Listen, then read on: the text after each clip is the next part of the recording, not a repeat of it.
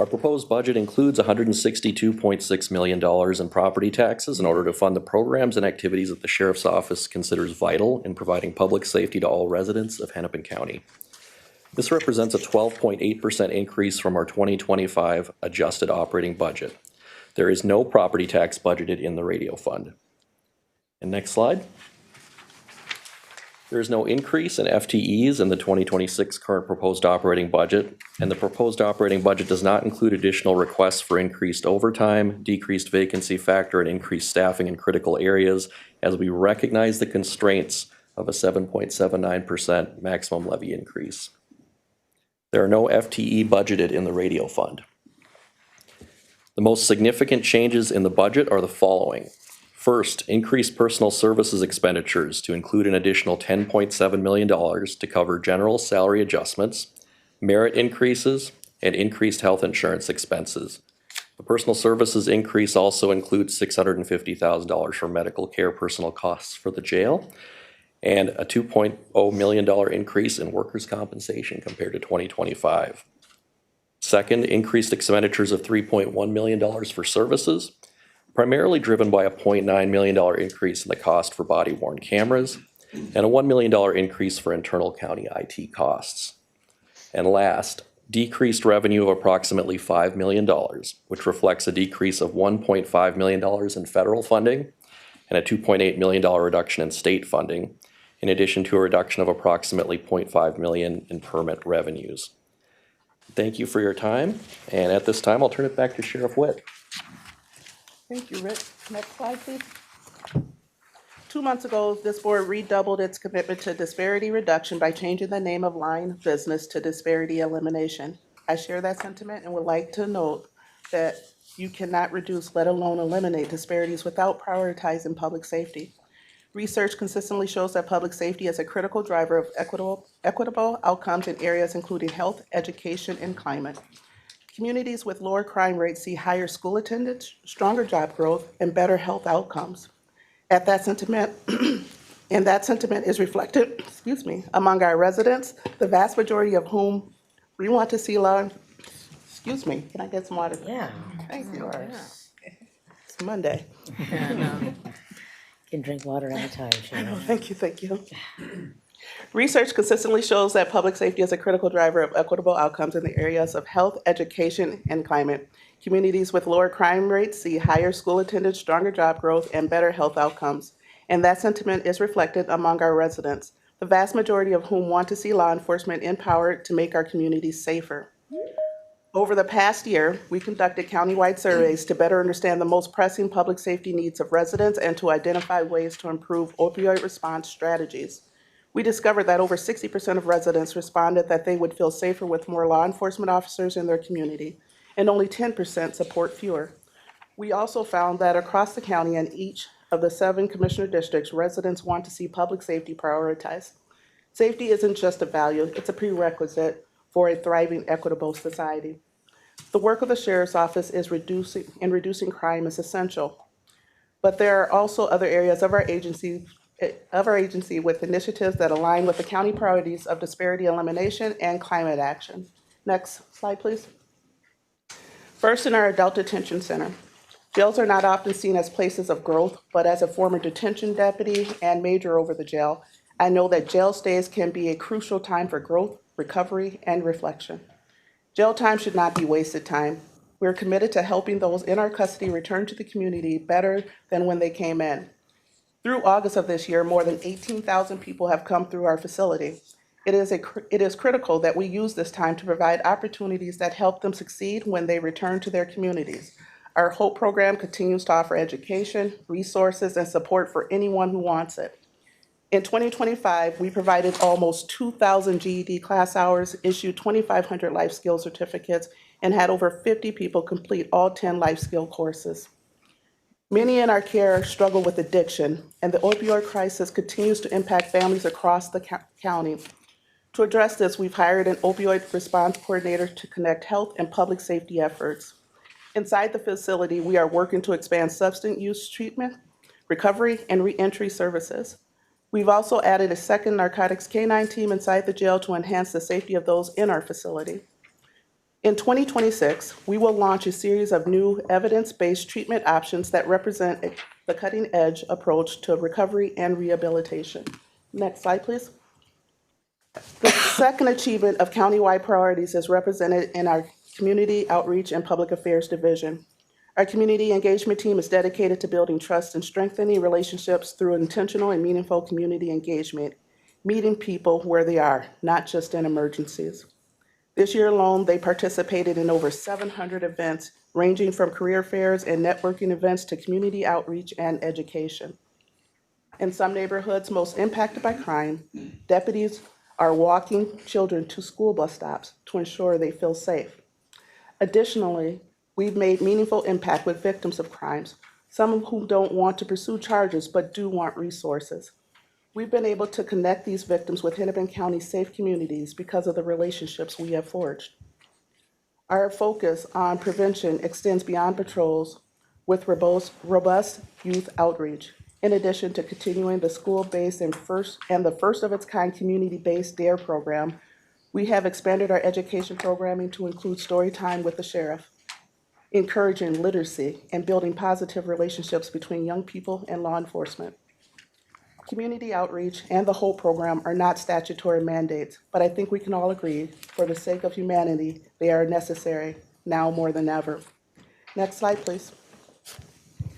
Third, we are taking seriously opportunities to collaborate in achieving the county's priority of climate action. Many of you joined us this spring for the ribbon cutting of our Public Safety Services headquarters, a state-of-the-art facility that houses our Enforcement Service Division and is built with sustainability in mind. Its features include a green roof, charging stations, solar panels, and a fleet of 25 hybrid vehicles. This facility houses our patrol unit and our special operations unit, along with our emergency response vehicles and equipment needed to respond to everything from medical emergencies and traffic crashes to large-scale emergencies.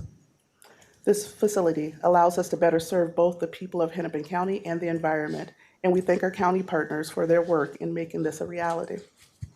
These examples represent just part of the commitment advancing the county's priorities. We will continue to seek new, innovative ways to eliminate disparities, improve outcomes for those in our custody, and protect both public safety and the environment. Next slide, please.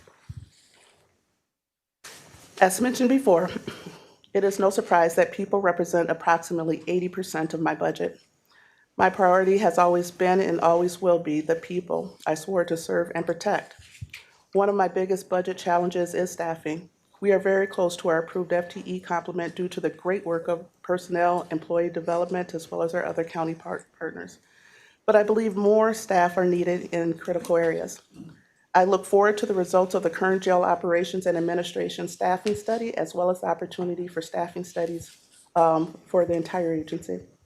I understand results of staffing studies may present budgeting challenges for the county. I am in support of the county administrator's proposed budget, and I look forward to ongoing discussions related to the appropriate staffing levels to meet the needs of our community. This includes additional requests to structurally address our personnel budget and implement staffing study recommendations. What I will say is, with the amount of violence our community has endured over the last few months, now is not the time to lower standards for public safety. We can't afford to do that, and I appreciate that the county administration shares that commitment. Our community has been a national focus this year, with several high-profile emergency incidents, including the legislator and school shootings. These terrible situations have highlighted some of the work our agency does at a moment's notice, sometimes without the benefit of foresight. And while these incidents gain national attention, there are so many others that occur on a near daily basis that also require our resources. My job is to keep the peace of the county. We must go where we are needed, whether it's running towards gunfire at a school shooting or emergency protection for elected officials. Much of our work is unexpected, unpredictable, and requires resources. Our people is what it requires to do this job. All of this requires dedicated, well-trained staff to be ready at a moment's notice. While we analyze our budget, agency requirements, and needs of our county, I look forward to continuing to work with county administration on recruitment and retention efforts, ensuring that we have the proper staffing numbers and the appropriately structured budget to meet the needs of Hennepin County. Next slide, please. A second huge budget driver that represents both a challenge and an opportunity is technology. Hennepin County Sheriff's Office relies on technology in every division of our agency, from records management system, body scanners in our jail, body-worn cameras, and technology to assist in intelligence gathering for investigations. This technology is always evolving and improving, constantly requiring updates, training, and maintenance. In 2026, we will be replacing several standalone systems and will integrate body-worn cameras, tasers, squad cameras, and other programs into one technology solution. As you can see in our budget, this shift is a large budget driver for 2026, but the long-term payoff will be incredibly beneficial, allowing us to collaborate across the lines of business and continue to work with advancing technology to serve the Hennepin County community. Criminals continue to exploit new and advancing technologies such as cryptocurrency, which makes it essential for my office to continually evolve our own technological capabilities to stay ahead and effectively combat these emerging threats. Next slide.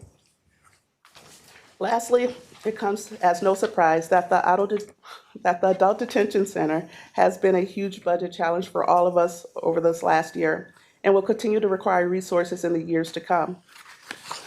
You've now had a front row seat to some of the challenges inside our jail, and as you know, our jail population also includes detainees who are committed to the custody of the state and who have already been through the judicial process.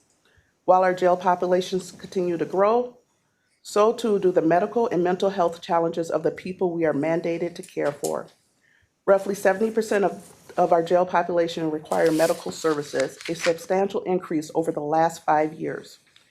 Meeting these complex needs within the facility that was never designed as a healthcare institution places enormous strain on medical health, behavioral health, and jail staffing resources. The complexities we see in our community are amplified in our jail.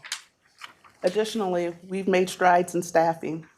There is still a critical need for select annexing agreements to allow for situations out of our control, including elevated jail population, routine maintenance, capital projects, and other factors.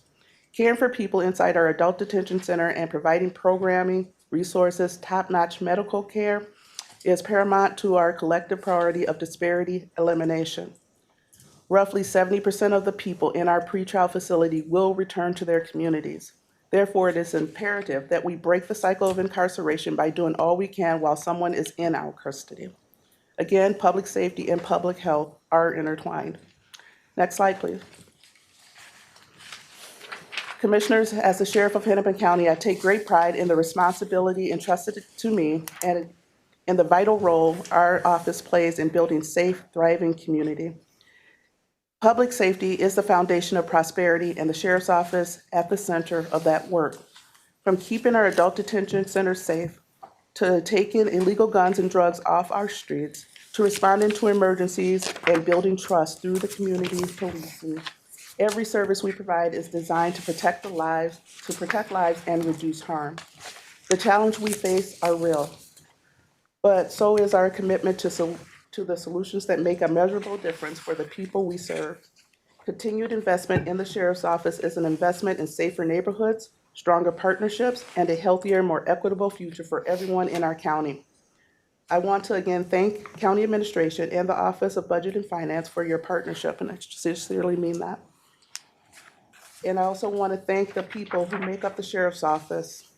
I am so proud of what they've accomplished every day and their commitment to do this work on the behalf of the community. Thank you for your time. Thank you. We really appreciate that, Sheriff. Any last words, Administrator?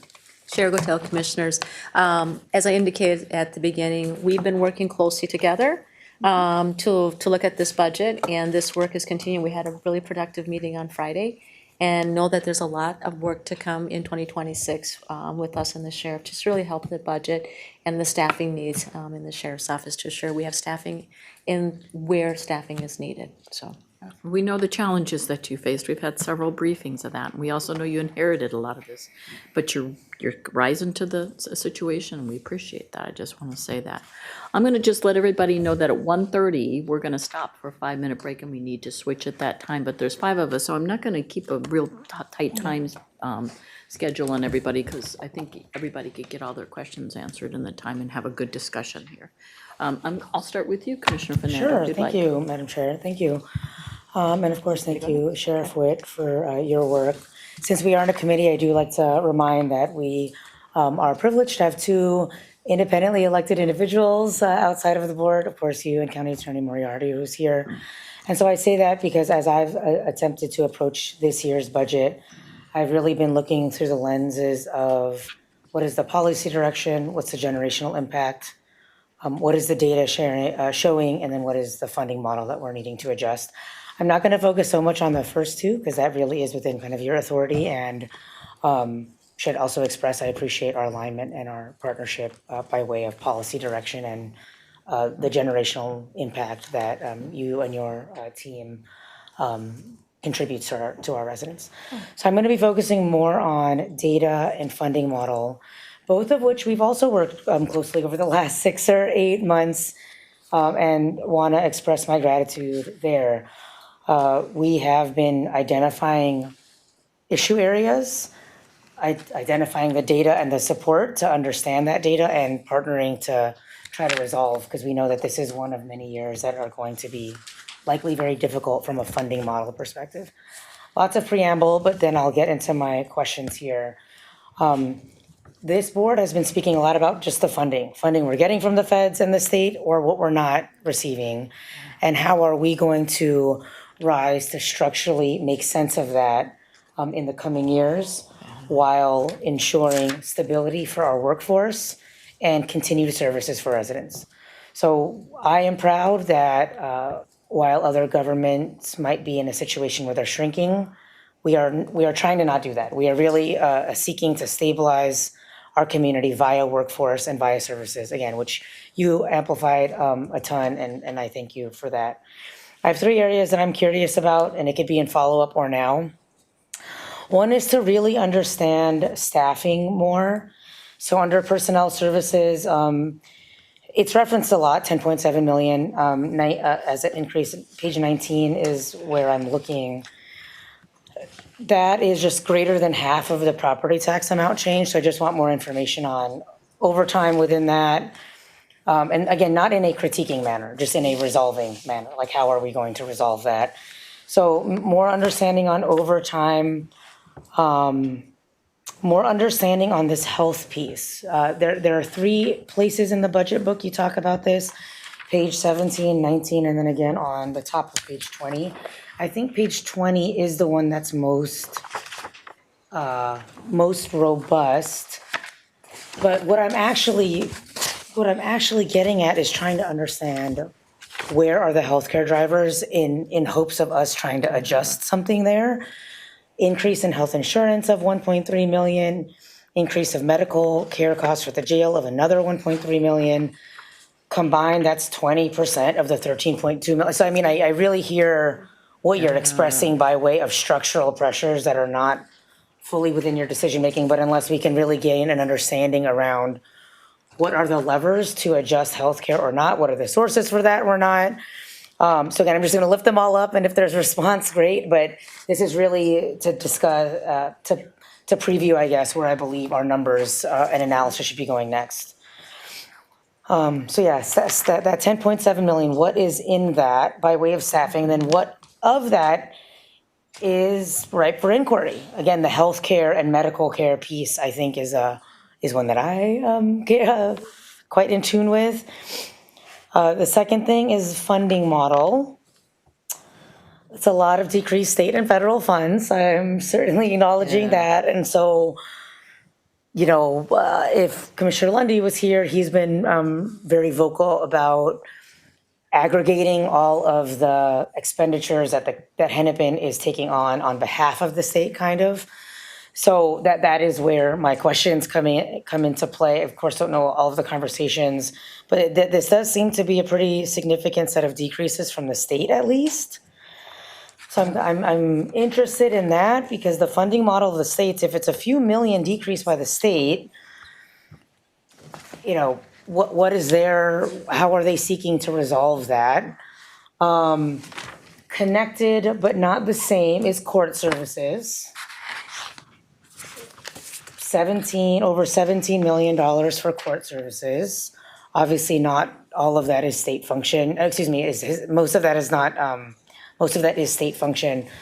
So I'm interested in how we, from a board perspective, might be able to alleviate certain financial pressures in your office's budget through kind of a different or deeper understanding with respect to the state's leadership for either the mandated functions or not. And then last, certainly not least, I care a lot about 911. I care a lot about emergency calls. There's so much desired legislation in that. There is a lot of noise around that. What I'd say is, Captain Martin and team do a great job, and as evidenced by your opening slide that highlights kind of police incidences versus emergency calls.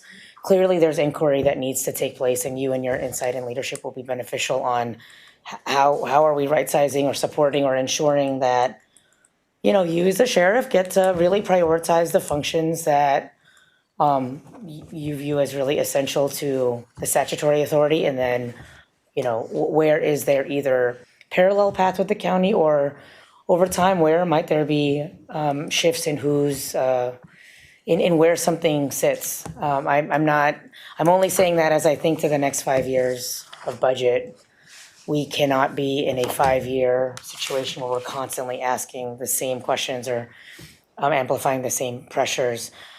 So from an emergency response perspective, I don't think that our 911 system makes a ton of sense from a resident's point of view, and it certainly doesn't from a funding model. So this is not critique on your workforce. I'm saying this is all on the system side. You're not getting the funds that are necessary from the state or feds to fulfill the obligations of what residents believe 911 emergency response mandates. And we don't usually get to talk about that much in this context, but I wanted to flag that for my colleagues and for you that that's an area of interest. So yeah, kind of a long speech, but I hope I hope you're hearing both partnership and an interest in improving for future years. Nope. Thank you, Commissioner Chair, for that. And I want to try to answer as many questions as we can in a public forum. So we'll try to answer as many as we can, and then what we can't answer here, we'll definitely respond. One of the first things you talked about was overtime. Something that should be noted is that we are seeing our overtime start to decrease somewhat. It's never going to be completely gone. We need to make sure everybody understands that, because there's not everything that we can plan for, right? But we are seeing a decrease. There are things that we are paying attention to a lot closer than we have in previous years to look at that. But to understand a 24/7 operation, and things happen at all hours of the day and night, where frankly, there's some other organizations, businesses that don't get that luxury. We have to be able to be functional, ready to go 24/7, and I think that's important. But we are taking very serious what our overtime looks like, and we are working on that. And again, it is starting to take that decrease, and with the latest addition of our detention deputies and things like that, as people start becoming meaningfully trained, we expect to see that fully decrease. But I want to make sure everybody understands it will never be zero, not in the line of work that we do. The other thing, in reference to funding model, with the decrease from state funding, federal funding, I'm going to continue to advocate at the state, at the federal level, to our county board of commissioners. Again, something we don't have the luxury of saying when we respond or how we respond. We are mandated to respond to all public safety matters. And unfortunately, yet fortunately, that does cost money. So at some point, people have to look at where does public safety fit on the prioritization list? There are people literally who listen to things like this who have bad intention for our communities. So I will continue to advocate that public safety needs to be properly funded so that we can respond on those who have bad intentions to harm our communities, our people in our communities on a continuous basis. Court services, some of the stats that we can provide later too is the number of, the level of staffing that we've had to provide for court hearings. And then just knowing that we have people in our custody for longer periods of time, it's busy. And we operate out of 6 or 7 different buildings. So it's, again, another statutory mandate. It's not optional. So we're gonna have to continue to make sure that we're fully staffed in that area and also being able to be prepared for what we already see is coming. There's a large amount of people in our jail that are due days in court. So some of the issues that we can see, it means that we can prepare for. And so however we can work in partnership with making sure that we do that would be great. And then 911. The numbers that I alluded to were just the emergency calls. That's not our all total call volume.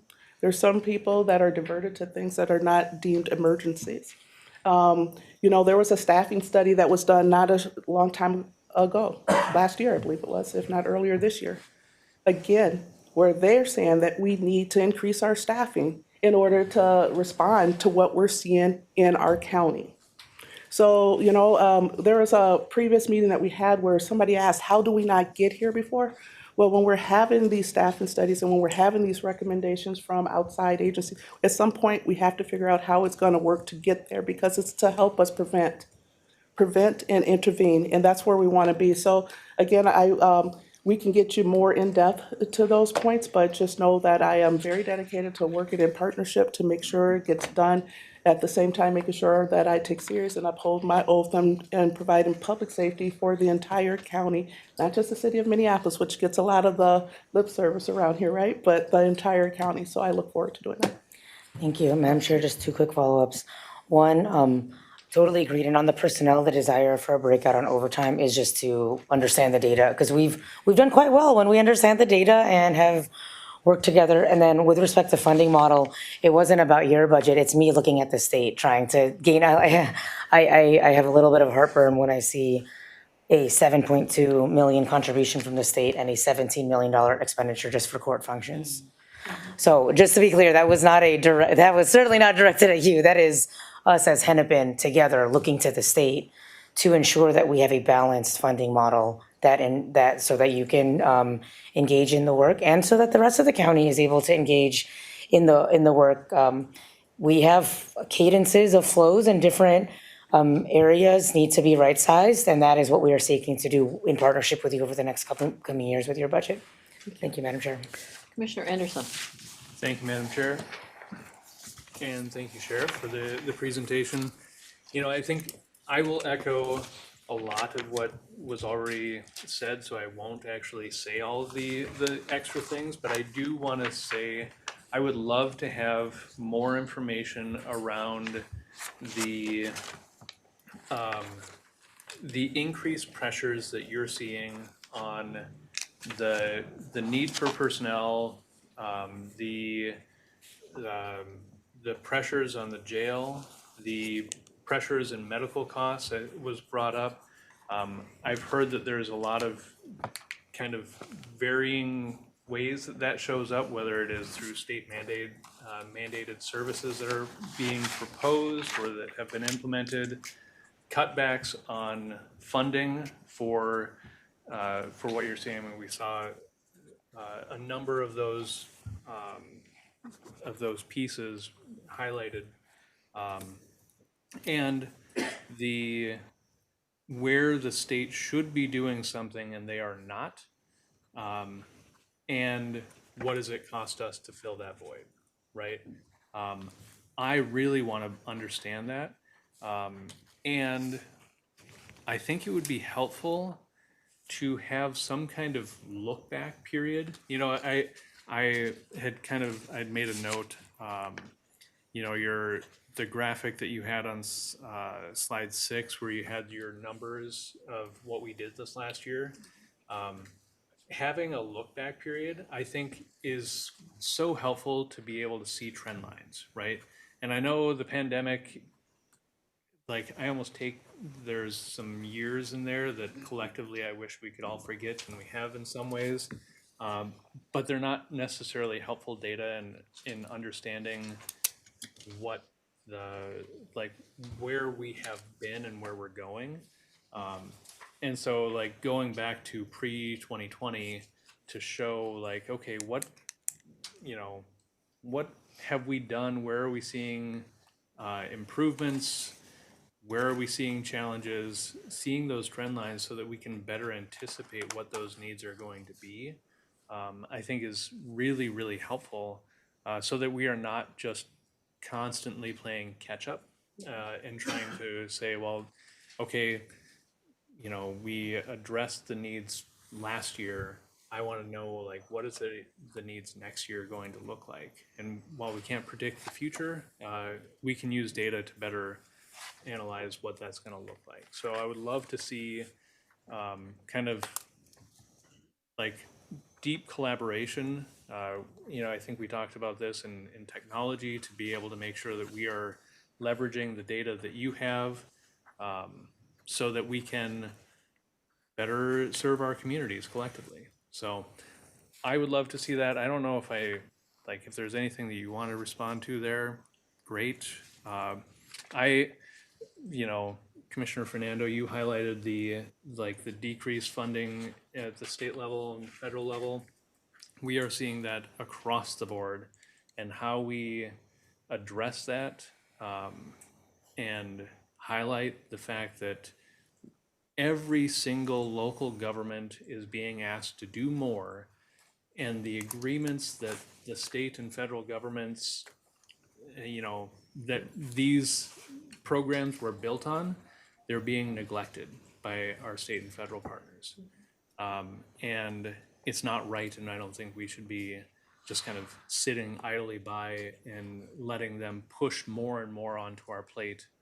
And then us turning to our property taxpayers saying, well, you know, here's what we have to do and it's our fault, right? Like, this is a pattern of shifting costs and responsibilities onto local government, so. Thank You can respond however you like to that. No, I was got a response, Commissioner. No, no, thank you for that. And what I would say is cause and effect. And we're gonna have to pay attention to, okay, what effects are we seeing of the causes of these reasons our budgets are being slashed? And unfortunately, not to go too political, but that's what we need to remember down the line. We are all in this together. We have to make sure our state and federal partners are in this together, because I don't think there's anybody who would deny that public safety has to be a priority. It's too easy to go complain after it. We see what's happening, so let's be able to deal with it so that we can better prepare for the future. And I want to apologize, Chair Fernando, I did not answer the medical question, and he brought it up, and I'm like, I wrote it down like, geez, medical costs, you know, that's something even as a major that I was always frustrated with because it increased every year. But again, knowing what we have in our community is also reflective. In fact, it's magnified inside the jails where people are continually needing more services as far as medical, mental health, chemical health. And so it's costing us more to be humane, to treat people in a humane way. And I wish if somebody has that magic wand to help fix that, that would be great. Again, that goes back to why I was a huge advocate at the state for the 1115 waiver. And it should be for people who are pre-adjudicated too. And I believe that there's been some language here lately where they're only talking about people who have been convicted. That's simply wrong. So that partnering with getting that 1115 waiver back on the agenda so that we as a county can say that our residents deserve this too. And that would be very helpful for us financially. I've talked to my other sheriffs across the nations that have got it, and all they talk about are the positive effects that it's had on their budget. We need that 1115 waiver to help us with that, because I don't see healthcare going down anytime soon. And as long as we have people in our custody, we're always gonna have that challenge. So with that being said, I know that my trusty chief over here was writing stuff down because I can hear him. He writes angrily. No. And we will be sure to fill in more gaps with your questions in depth, but thank you. Did the chief have anything you wanted to add? No, I just, Chair, Commissioner, just some extra notes, and it is a lot of unfunded state mandates, loss of state funding too. One of the things with the loss of revenue from the state is the PSA money, the public safety aid money that we lost in there, so that's reflected in there. And I think of the new legislation with prescription medications in the facility for incoming detainees, the Clean Slate Act, packing of warrants, validation of OFPs, all these things over the years that have continued to add work on our staff that we must do, but they are unfunded state mandates. Okay. Commissioner Conley. Thank you, Madam Chair. Thank you, Sheriff Witt. I very much appreciate the presentation. Thank you to all of your leadership that's here today. I also appreciate your transparency and taking time to meet with me and walk me through certain things that I don't always understand, like vacancy factor. I'm still learning what that is. That's a lot of math that I I was a social work major, we'll just say that. I just have a couple of questions, but do want to touch on a few points from your presentation. I think that it is extraordinarily valuable, your commitment to community engagement. In past years, I've been critical of how much we don't spend in gaining trust in community and in community engagement, and I know that's something that you prioritize. Thank you for that. I will also say that as the one commissioner who has just constituents in Minneapolis and the unorganized territory of Fort Snelling, that Minneapolis does get a lot of lip service, and I think that that's telling to kind of what we've seen over the past few years. Commissioner Anderson's right. There's a couple of years in there I'd like to forget, but in my constituency, I will say that we have struggled a lot. We have been ground zero for fentanyl and for overdose deaths and for unsheltered homelessness and for all of the things that I think that you have spoke to when you speak of a public safety response. And how do we prioritize that, given the high needs of the communities throughout Hennepin? And so I know when I hear from my residents about 911 response time, about whether or not you call and anyone shows up, whether or not we can get sheriffs out to help with our local PD, which has been a topic of conversation for a while, and you do. And so I share the prioritization of public safety because that's just a part of how functioning, healthy communities are built. With a solid public safety response, solid library system, housing, access to food, all of these things exist together in healthy, strong communities. So I'll just share that. I really just have two pointed questions, and I think Commissioner Fernando started my question around the overtime, really. And that was kind of on page 20, it talks about there being no change in the overtime in the proposed budget for 2026. But you did mention that overtime is decreasing. And so I wanted to wrap my head around, we have staffed up at what I think, if I'm mistaken, tell me, is a full complement, close to it anyway, of staff in the sheriff's office. And so to me, that means overtime decreases, and it is. Can you talk to me a little bit, though, about how much of a decrease you're seeing? And then you mentioned fully decrease, and I just wrote to what? So what is the number that you want to reach when you talk about decreasing the amount of overtime in your office? Thank you, Commissioner, and I'm gonna defer to the chief for most of it, but what I do want to say is I want to know what I said about defer too. But no, he's very well versed in that, so I would rather him speak to that if that's okay. Thank you, Chair Commissioners. So we have about $2 million every year in reimbursable overtime. So we start right there. That's from working Vikings games, Twins games, other sources of revenue that come in. From there, we've had another vendor that conducted an overtime study earlier this year. There is a percentage, I don't want to speak to it right now. They're also looking at that as part of our staffing number that says for an agency your size doing the work that you do, it should be X percentage. And we can get back to you on that. I'm not sure if that's been captured completely yet, but like the sheriff said, we will never be without overtime. We have the reimbursable overtime and just the cost of doing business as a 24/7 operation. It could be a DWI arrest at the end of a shift, a jail incident that carries over. So we are working with this third-party vendor on what should be our overall overtime. Thank you. And Madam Chair, so the percentage that you said is coming, that will give me kind of an idea of the percentage of decrease and the percent that is ideally where you'd like to be. Correct. That's coming. Okay, thank you. Can I just add something to that too, Commissioner? Something else too. Remember when I said when we can see things coming, we know that there's going to be new changes to the state law as far as leave time coming. Something that happened in one of the last staffing studies we talked about. It was brought up that how we don't have relief factors. And so when there's people on leave or when there's people that take off, we are in the unique position where we can't let spots go unfilled, which means overtime. So when we're looking at the big picture in that way too, it hits us differently in public safety than it would say most other lines of business. So I think that's something to keep in mind as well. Go ahead, Administrator Wetland. Chair Gotel, Commissioner Conley, and Sheriff, and so I touched on our meeting on Friday. One of the things that we've been building, which is a new tool, Office of Budget and Finances is building a stronger analytics tool that helps us understand staffing and our vacancies. And our hope is going to assist the sheriff's office, because where, part of the issue is also getting ahead of some of the attrition, where you need fully staffed, how can we help with forecasting and actually, in some circumstances, hiring in advance of attrition? So this is the work that we're gonna be doing, because the more we can do that, agreed, there will be overtime in it, and the more that we can actually be fully staffed in there, the overtime utilization is where it needs to be versus overtime utilization because you're struggling on having, being fully staffed in critical functions. So that is the work that we are doing right now.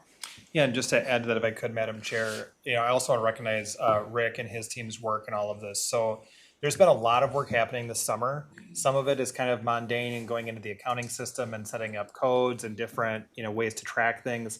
So the infrastructure, there's a lot of work that's gone into making it easier to see the trends in the data to allow the command team and others to just understand what's happening and shift into forecasting. And so it has been, as the sheriff indicated, and I appreciated her comments, it's been a really collaborative couple of months. We know there's a lot of work to do, and I think our hope is, as we see more information, we expect there'll be ongoing requests for new tools and data from the command team, and there's a firm commitment from OBF and county administration to provide them with whatever we can to work through this process together and move forward. Thank you for that. We always value good collaboration, good, strong partnership and collaboration. The only other question I had is on page 20 of the budget booklet. There's this line here under property tax. It says additional property tax increases are the result of an increase of 3.1 million for services, and it's driven by an almost $1 million increase in the cost for body cameras. So I was wondering is there another vendor? Like, was that the best value? That seems like a really big increase for body cameras.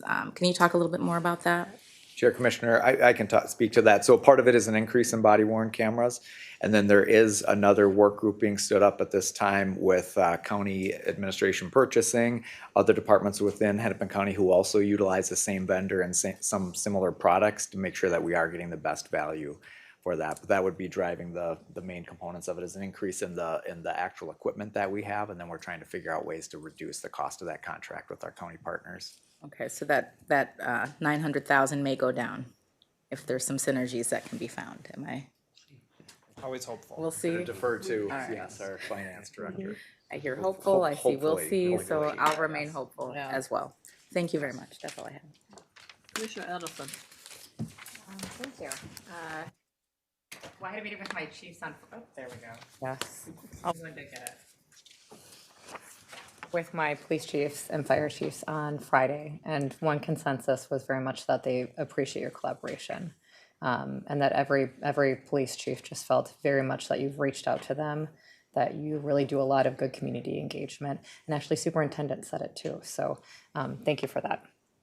I want to just talk a little bit about when we're talking about the vacancy factor and the overtime and all of this, it makes me, and I thank you, Joe, I love the idea of a new tool to kind of look at how we do that, but it also makes me wonder, I know that we did the overtime study.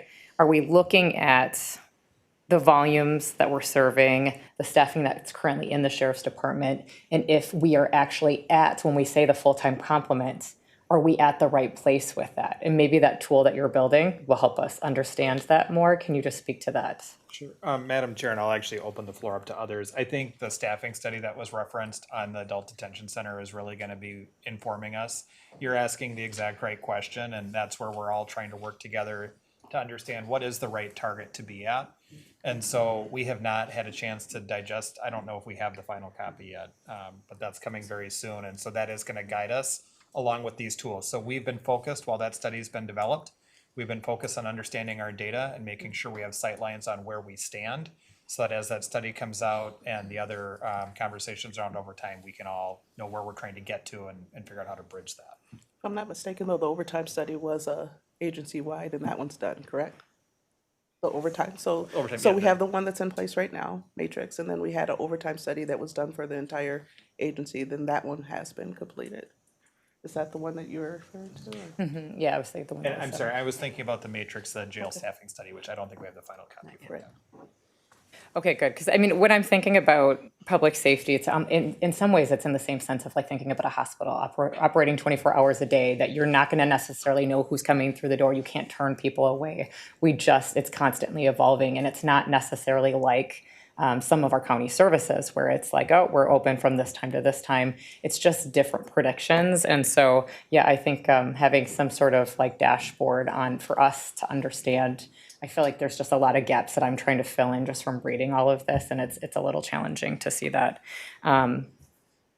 But to highlight just some things that you have brought up and that I had just some questions on. We are seeing, thank you for the numbers in terms of what we're seeing with the health cost in the jails, and then some of the technology investments. And I guess some of what I'm curious in terms of the technology investments that you've made, what are you seeing that are improved services in our jails or for your deputies? In terms of technology? Yeah, just technology, yes. Well, thank you, Commissioner. When it comes to being transparent, body worn cameras, as much as law enforcement pushed back when those first came out, now we see them as our lifeline, if you will. So continuing to make sure that we have services in that technological atmosphere that helps us be transparent to tell the story is something that is very important. When asked earlier, like, is there other vendors out there other than Axon? Sure there is, but the question is do we have the right one to provide the needs that we need for our county? And one of the challenges I see as Hennepin County as a whole, again, coming up by way of Dakota County, when I think about technology, I do think one of the biggest challenges that we have is that we're using so many different systems within the county. So making sure as we're looking and making decisions about technological advancements, looking at how do we do a better job integrating so that we can better work with each other and things like that. We have body scanner in the jail that we have found interesting finds using that, and I think it's best for public purposes. I say interesting finds. It's a body scanner, and that has also been very helpful when I think about our RMS system and becoming more integrated again through Axon. The more we can integrate, the better off we are. And I think the more accurate we're able to be. The repetitiveness that we see through this agency, and when you think about that, so much area for human error. Whereas if, the more we can have a one-stop shop with our technological services that provide us with the best outcomes is best for anyone. And I think, Pat, did you want to add anything on technology? Yeah, Chair, I was scribbling down, thinking of some things I too, could and hear you, Pat. I don't want to put anybody, we can call up Jail Administrator Otto too to expand on some of these if we need, but we are adding a second body scanner within the jail facility. Also in the jail, we've implemented Guardian RFID, which is a mechanism, a tool, basically will go around for health and welfare checks. They can add real-time notes in there. They scan pucks to ensure that they've gone through cells and done appropriate health and welfare checks. Medical bans, I don't have all the exact details on that, but medical bans for at-risk inmates that will alert medical staff if there's something like a loss in, heart rate. And this is what I would defer to Jail Administrator Otto on. Lucas machines within the jail facility. And I don't think those have been fully implemented yet. And then like the sheriff hit on in the presentation, cryptocurrency is a big piece of that, and giving our analysts and our investigators the tool to investigate crypto crimes as far as financial related crimes. This is a world that I am not savvy with at all. We're dealing with real money, and then all of a sudden there's this magic thing, Venmo, and now we've got cryptocurrency that we have to be staying ahead of the technology to investigate that stuff. So if we want more of the medical bans, we could. And I want to add to the cryptocurrency, just seeing the large increase on our senior citizen populations that are being scammed using crypto, which is, again, we need the technology to be ahead of those things that we know that are going on. And I just want to share a story, it's not a story, it's just a small blurb, about speaking with one of my other major county sheriffs just last week about those heart rate bans, where they said that they have not had a death in their jail in 4 years because of it. And so the faster we can get that stuff implemented, because it's my understanding that some things are still tied up with county IT on that. But when we're seeing these things, we need to be able to move a little bit faster for the sake of public health. So, team, did we miss anything about technology? They're just dreading me calling them up. Should we just start? Any, mini, mighty Yeah, mo. yeah, just for fun. That's funny. Just for fun, any eye contact? Yeah, right. I love the, Madam Chair, just a few more. I love the idea of the medical bans. I think that's really great, and we will make sure that we're addressing people's needs while they're in our care. I'm with you on the 1115 waiver. It's very disappointing about, I was just asking about that last week. The other, just one more quick follow-up is, you said that there's a new narcotics detention K-9 team. Can you just tell me a little bit more about that and then how that's working? Because I think when I did a tour, you were, I mean, I love the body scan and all of the things. There were some drugs that were getting in the jails. This was a while ago, maybe a year ago. So tell me, it sounds like you've definitely taken steps to address that. Yes, Commissioner, thank you for that question. You know, I want to say the last 2 weeks, Major Otto, where our K-9 detective dogs hit on drugs being entered through the mail. And there was like 3 fines in less than a week's time. So that's going to be continuously a challenge for us. We are looking at some avenues of how we can maybe move from having paper mail to going to electronics, but that's going to take some time. Again, working with our IT partners and getting to that point and looking at all the legal issues that may come with that. So that's something that we're looking at. But with a facility our size, again, thinking that we're operating out of 2 buildings, K-9s also get tired. And so making sure that we can have them to cover, again, a 24/7 operation as large as we are, and making sure that we use them effectively. They have been quite good at what they do. And, you know, our goal is always to get to 0 contraband in the jail. We're not there, but that's always going to be the goal. And so we're going to just keep responding in every ways that we can to make sure that we keep our public safety facility as safe as we can from drugs getting there. Is that it? Okay.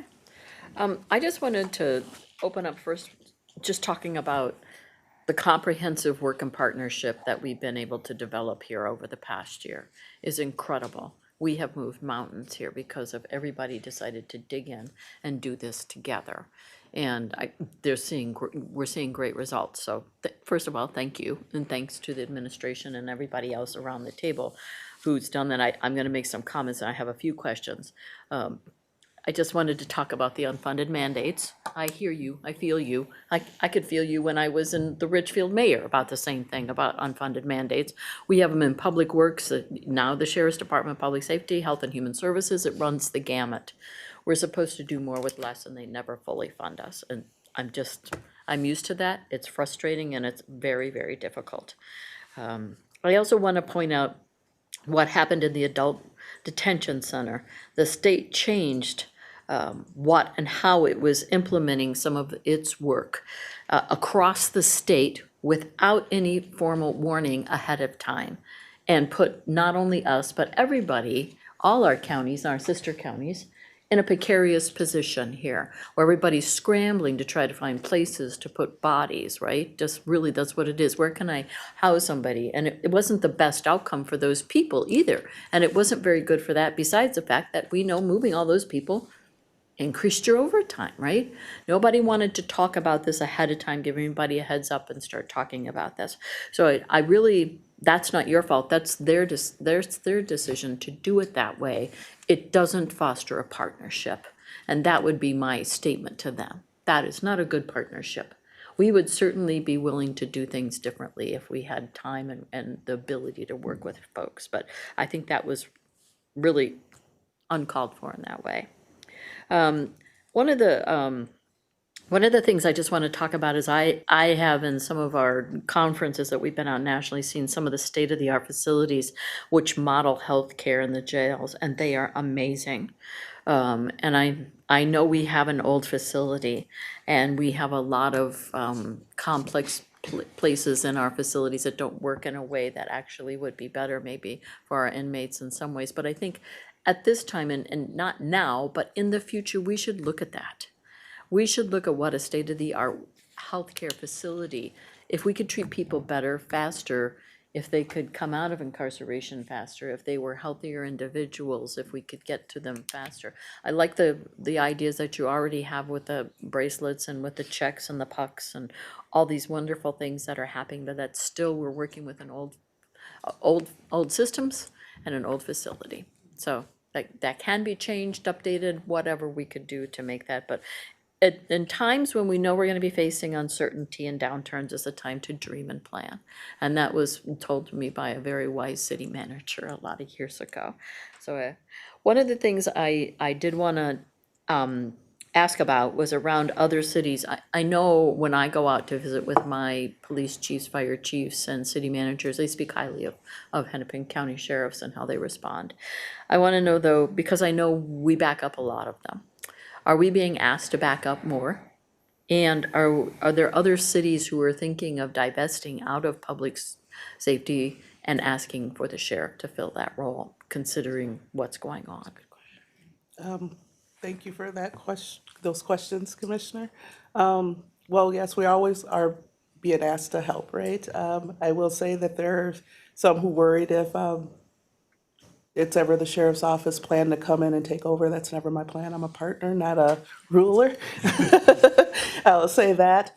There are some very recent conversations that have come up when you talk about the functionality of some of our smaller agencies. I don't think I'm at a position where I can talk about that right now. It's very, very preliminary.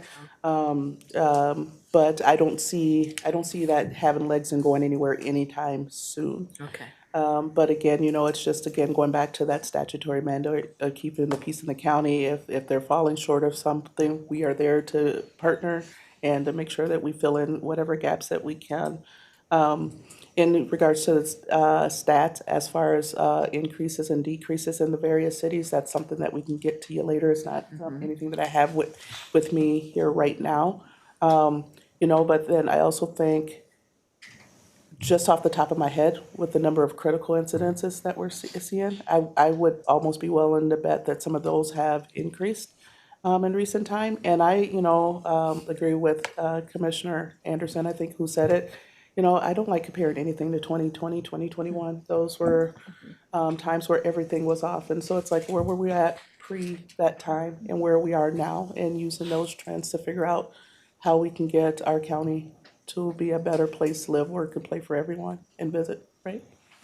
So we will get you an answer on the exact statistics. Thank you. I'm really concerned because everybody's getting hit, right? And I know that across the country, we've seen people just decide we're no longer gonna have a police department rather than the sheriff's patrol. And that's kind of scary sometimes. Is that gonna be enough coverage? Is it gonna work enough? And what does that do to the sheriff's department in lieu of all the state and federal cuts? So. It's been asked even on a national level, as I was with major county sheriffs. That was a question that was forged to me as well. Yeah.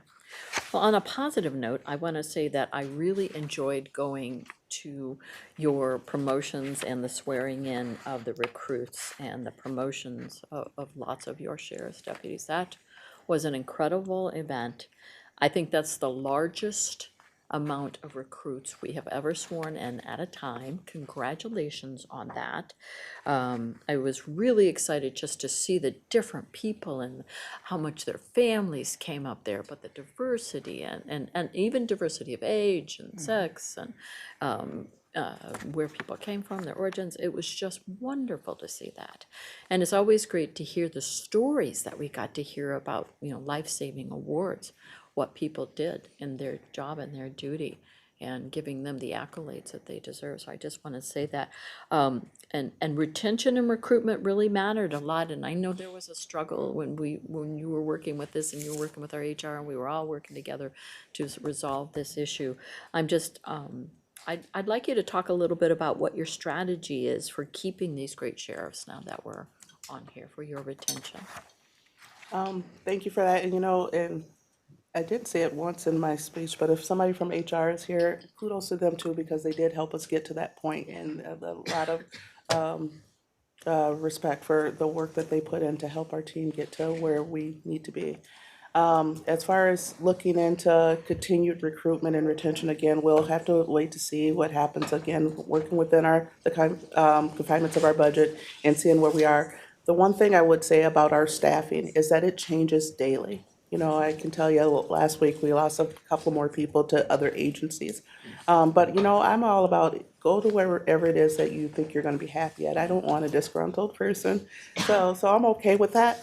But just understanding and accepting that our numbers change on a daily basis. The number of years of experience that we've lost just this year to people who retired is great. And then when you think about that balance of new people versus experienced people, I always worry about being too young because again, what we're seeing out there is very critical. And so having that balance where we're having experience as well as welcoming new people who want to grow and learn into this profession is always great. When we talk about retention, I believe in wholeheartedly, take care of your people and they will take care of you and everything else. And so to just continue to make sure that I show up for them and I'm listening and being very attentive to what their needs are. Realizing that at my level, I don't see things through their lens, but making sure I keep those paths open so I can know what's going on and how I can better assist them with being the best deputies, analysts, detectives, 911 telecommunicators to be is very important. Just listening to some of them that are coming in and hearing one common denominator is we want to be here because you're still doing cop work. There are people who care about our communities. That's one thing. And then the other thing that we hear, I think it's more so because of Pat than me, but they said they like the leadership style here.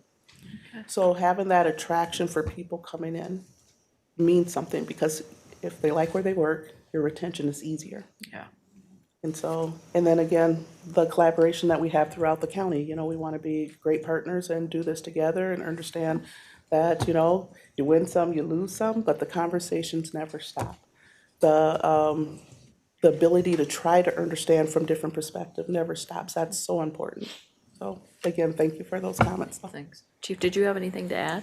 Chair, Commissioner, I was just scribbling stuff down. She's better at speaking off the cuff where I process things a little bit differently. But I do think about the support and the engagement is a huge piece of it. Just how our leaders lead, how are we mentoring, how are we developing? Professional development is a big piece of that too. I mean, obviously, we always have to consider appropriate compensation in the world that we live in today. And then another thing is opportunities that we can afford here. We're a large agency, especially in the state of Minnesota, so the different collateral duties that we call it. So we want to get people engaged. We want to give them the opportunity to develop themselves, mentor with other people, and just be engaged here, be a part of the team. And I think they feel that. Yeah, yeah. That's what I hear too.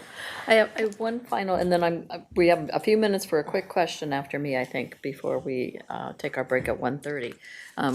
If county attorney might be ready, maybe a few minutes early even. Yeah, okay, thank you. When we have our conversations, and thank you, you visit with me quite often and you take my phone calls anytime I call you. I really appreciate that.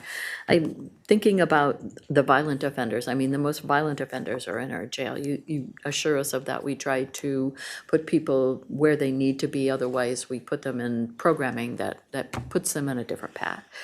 How do we get on ahead of this prevention of more violent offenders? What are your thoughts about this? I mean, you may not have the answers, and I'm probably going to ask the county attorney the same question. How do we get ahead of this so our jails aren't just full of violent offenders? Well, again, I go back to the three pillars. There's prevention, there's intervention, and there's enforcement. It's all of those things. When I think about prevention, again, I don't look at us as just being enforcers of the law. When I talk about public safety, I mean true public safety. It isn't just the enforcement piece. We have to be in the communities. I talked about walking some of those kids to the bus stops, our deputies. But you know what that does? It builds those relationships where communities want to talk to us about what's going on in their lives and in their surroundings. So, there's certain things that you can't gauge on the front end. It's more about feeling that impact. And so when I think about some of the successes that we've had with our cases, that's because community engagement. And so, again, prevention, it has to be it. But then when we're intervening, thinking about like all the tools that we have to stop things before they even happen, to follow that, I do believe that part of deterrence is showing up and being very involved in the community. And then there's the enforcement piece. There, whether it's our kids or adults, there has to be some response when people cross that threshold. We have to teach our young people that, that there are consequences to actions, and the same thing for adults. But again, doing it in a humane way. Doesn't mean treating people like lesser than a human being. You know, one of the things that frustrated me, like even when running for this position, is people wanted to separate the fact that you can be compassionate and empathetic, but can't do that and yet hold people accountable. Well, as I tell people all the time, anybody that's a parent, that's what you do when you're a parent, right? It's the same concept. So again, prevention, intervention, enforcement, all of those things need to be a part of it and done in a humane way. Yeah, I just think there's got to be a lot more work and study done on how does somebody actually then end up there? If we've done some work, how did we miss them? That's what I still think about some of the kids who end up homeless, that they might, they never saw child protection, and yet we miss them. How did we miss them? You know, we care about those missed cases, right? Because where could we have done more? What could we have done? And I really care about that work. I can add to that, Commissioner. We got to stop trying to make it one size fits all. Okay. Every incident is, every person, every family, every individual, they're different. And when we try to custom everything to fit in the same one, you're gonna miss people. So what that means is, yes, it means more work, harder work, longer work. But when we try to do one size fits all, you're gonna miss people, you're gonna miss communities, you're gonna miss families. All right, go ahead. You want to? Sorry. Yes, thank you, Madam Chair. Just first off, this board has spoken at length and admin that we believe what you just said, compassionate, logical, and accountable leadership and outcomes are possible, and that is what Hennepin County's mission and workforce is seeking to pursue and accomplish. So I want to share that. A few things. One, I'm in that person-centered framing, I'm hopeful that progress has been made around jail visitation and whatnot. I know that was a discussion we had, no need to respond, but I appreciate our conversation. I'm hopeful progress has been made there. From a data perspective, I think I've clarified a little bit more what I think we are asking about. For overtime, we want to know the numbers, not because we think it'll get to zero. We are not thinking that, but we would prefer if budget to actual gets closer to zero over time. So it's about a predictability piece. So this is data sitting next to you, not sitting across from you. That increase of predictability allows us programmatically to take different types of priorities on behalf of our residents, et cetera. Another example of that is really mutual aid. I mean, that was another question that was asked. If you are, even if it's reimbursed, we don't have a line of sight as to the pressures, staff and financially to that level. And as it hits personnel being 80% of the budget, that's where our inquiry is probably coming from, just based off of other, not speaking for the board on that, but that's how we're speaking in other lines of business. And then the last thing is just more of a flag. Clearly, there needs to be legislative advocacy next year around the state, or at least conversations with the state for them to understand the impact of their decisions. So just for everyone to hear, we are very aware that needs to take place from a resident perspective, whether it's unfunded mandates or health expenses. I've been trying to come up with a word for it. So in business, you talk about opportunity costs, right? What's the cost of missing out on opportunities, as a reductionist way. I don't know how we're gonna have the state of Minnesota kind of be in relationship to their intervention costs. The cost if Hennepin does not intervene on either state function or just the mounting cost that Hennepin is taking on, and you a significant part, and among a lot of line items. Medicaid's the easy one to point at. Should Medicaid be gone today, that's greater than our entire levy for the hospital and for us. So we can't tax our way out of this. We have to get the data and the partnership, which is what has been taking place, so thank you. But just wanted to put a finer point to some of those comments for the kind of general ether. Thanks, Madam Chair. Other comments? Okay. Please, go ahead. Just to that, if we're going to talk to lawmakers, which I don't disagree with you on, one of the worst times to do that is when session's starting, because they have 1,000 things going on. So I don't disagree that I mean, honestly, it's very unfortunate, all the cuts. I mean, there's so many cuts. But one of the things that, just even as a former lawmaker, you're so inundated with so many things. So I think we should all, as commissioners, as obviously Sheriff, you too, be talking to them now.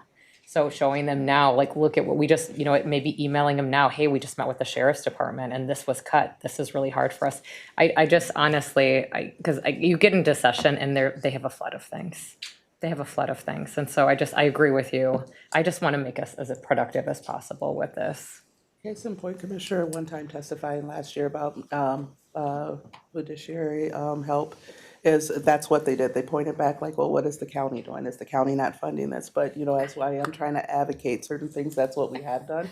And that's, the finger pointing came back to commissioners, so. Of course. But Madam Chair, I think, and to Commissioner Edelson's point, I think it's lawmakers, but this isn't everybody thing. We need state agencies, the governor's office. I mean, these are significant numbers being cut. And so we're kind of beyond finger pointing, like mathematically, I think. So that's where, just to be very clear, this is not, just you had mentioned the parent piece or anybody that has kids in their lives. If a basement is super messy that needs to be clean, I don't care who started it. Like, how are we gonna clean the basement?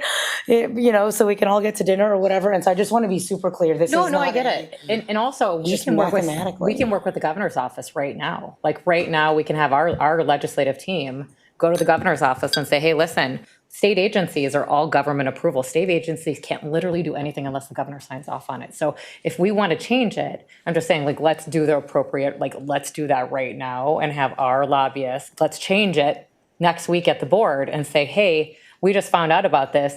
Now it's not Kareem and team, it's Liz and team now. Go right now and start working with the governor's office. Because I just think the quicker we can have that in line too, the better results hopefully we'll see. So I agree with you. I totally agree with you.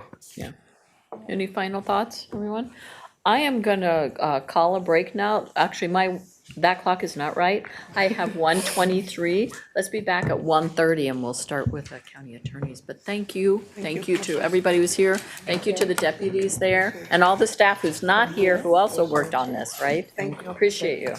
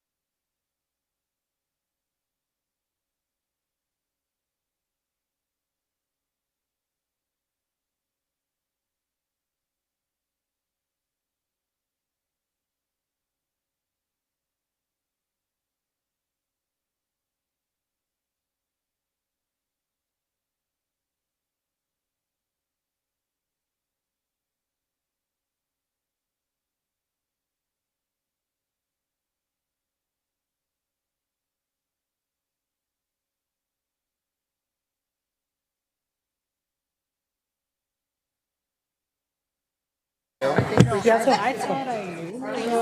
afternoon. We are reconvening now, and we're going to be going to the Hennepin County Attorney's Office budget discussion.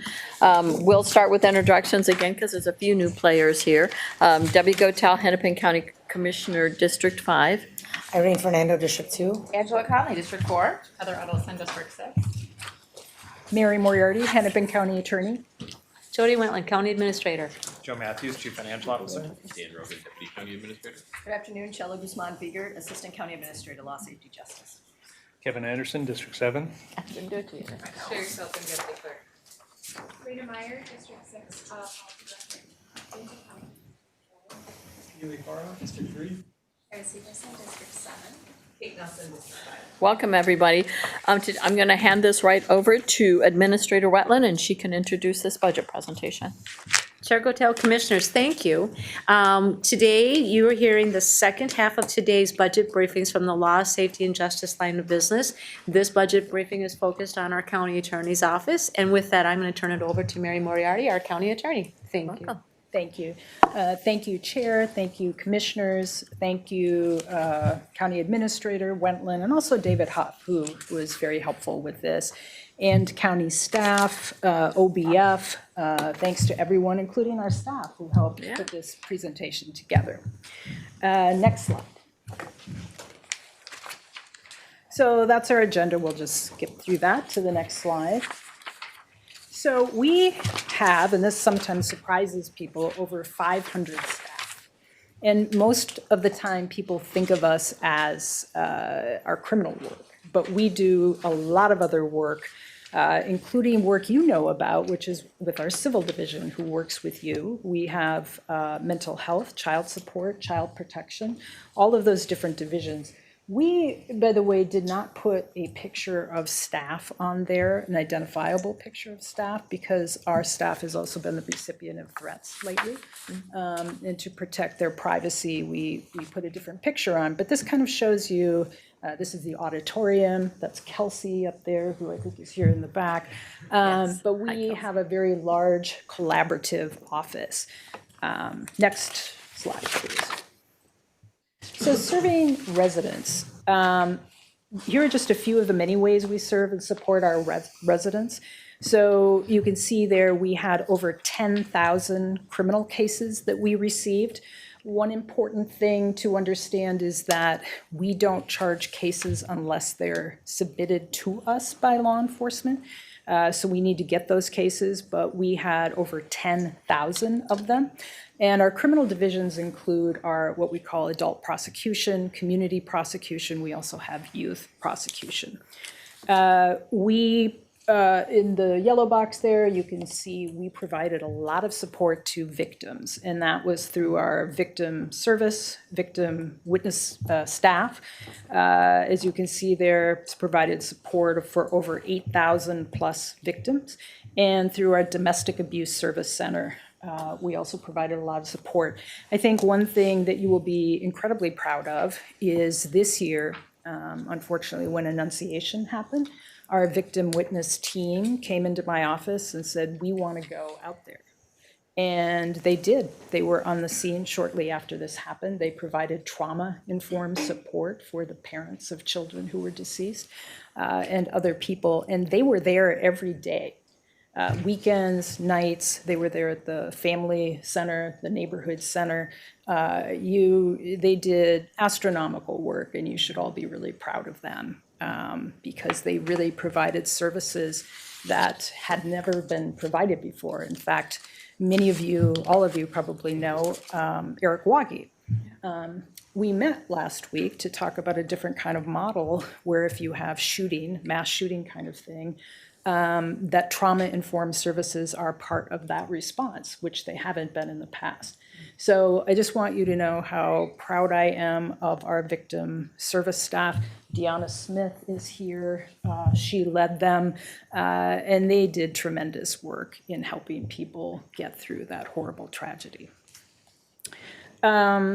We have done tremendous work with UT visas.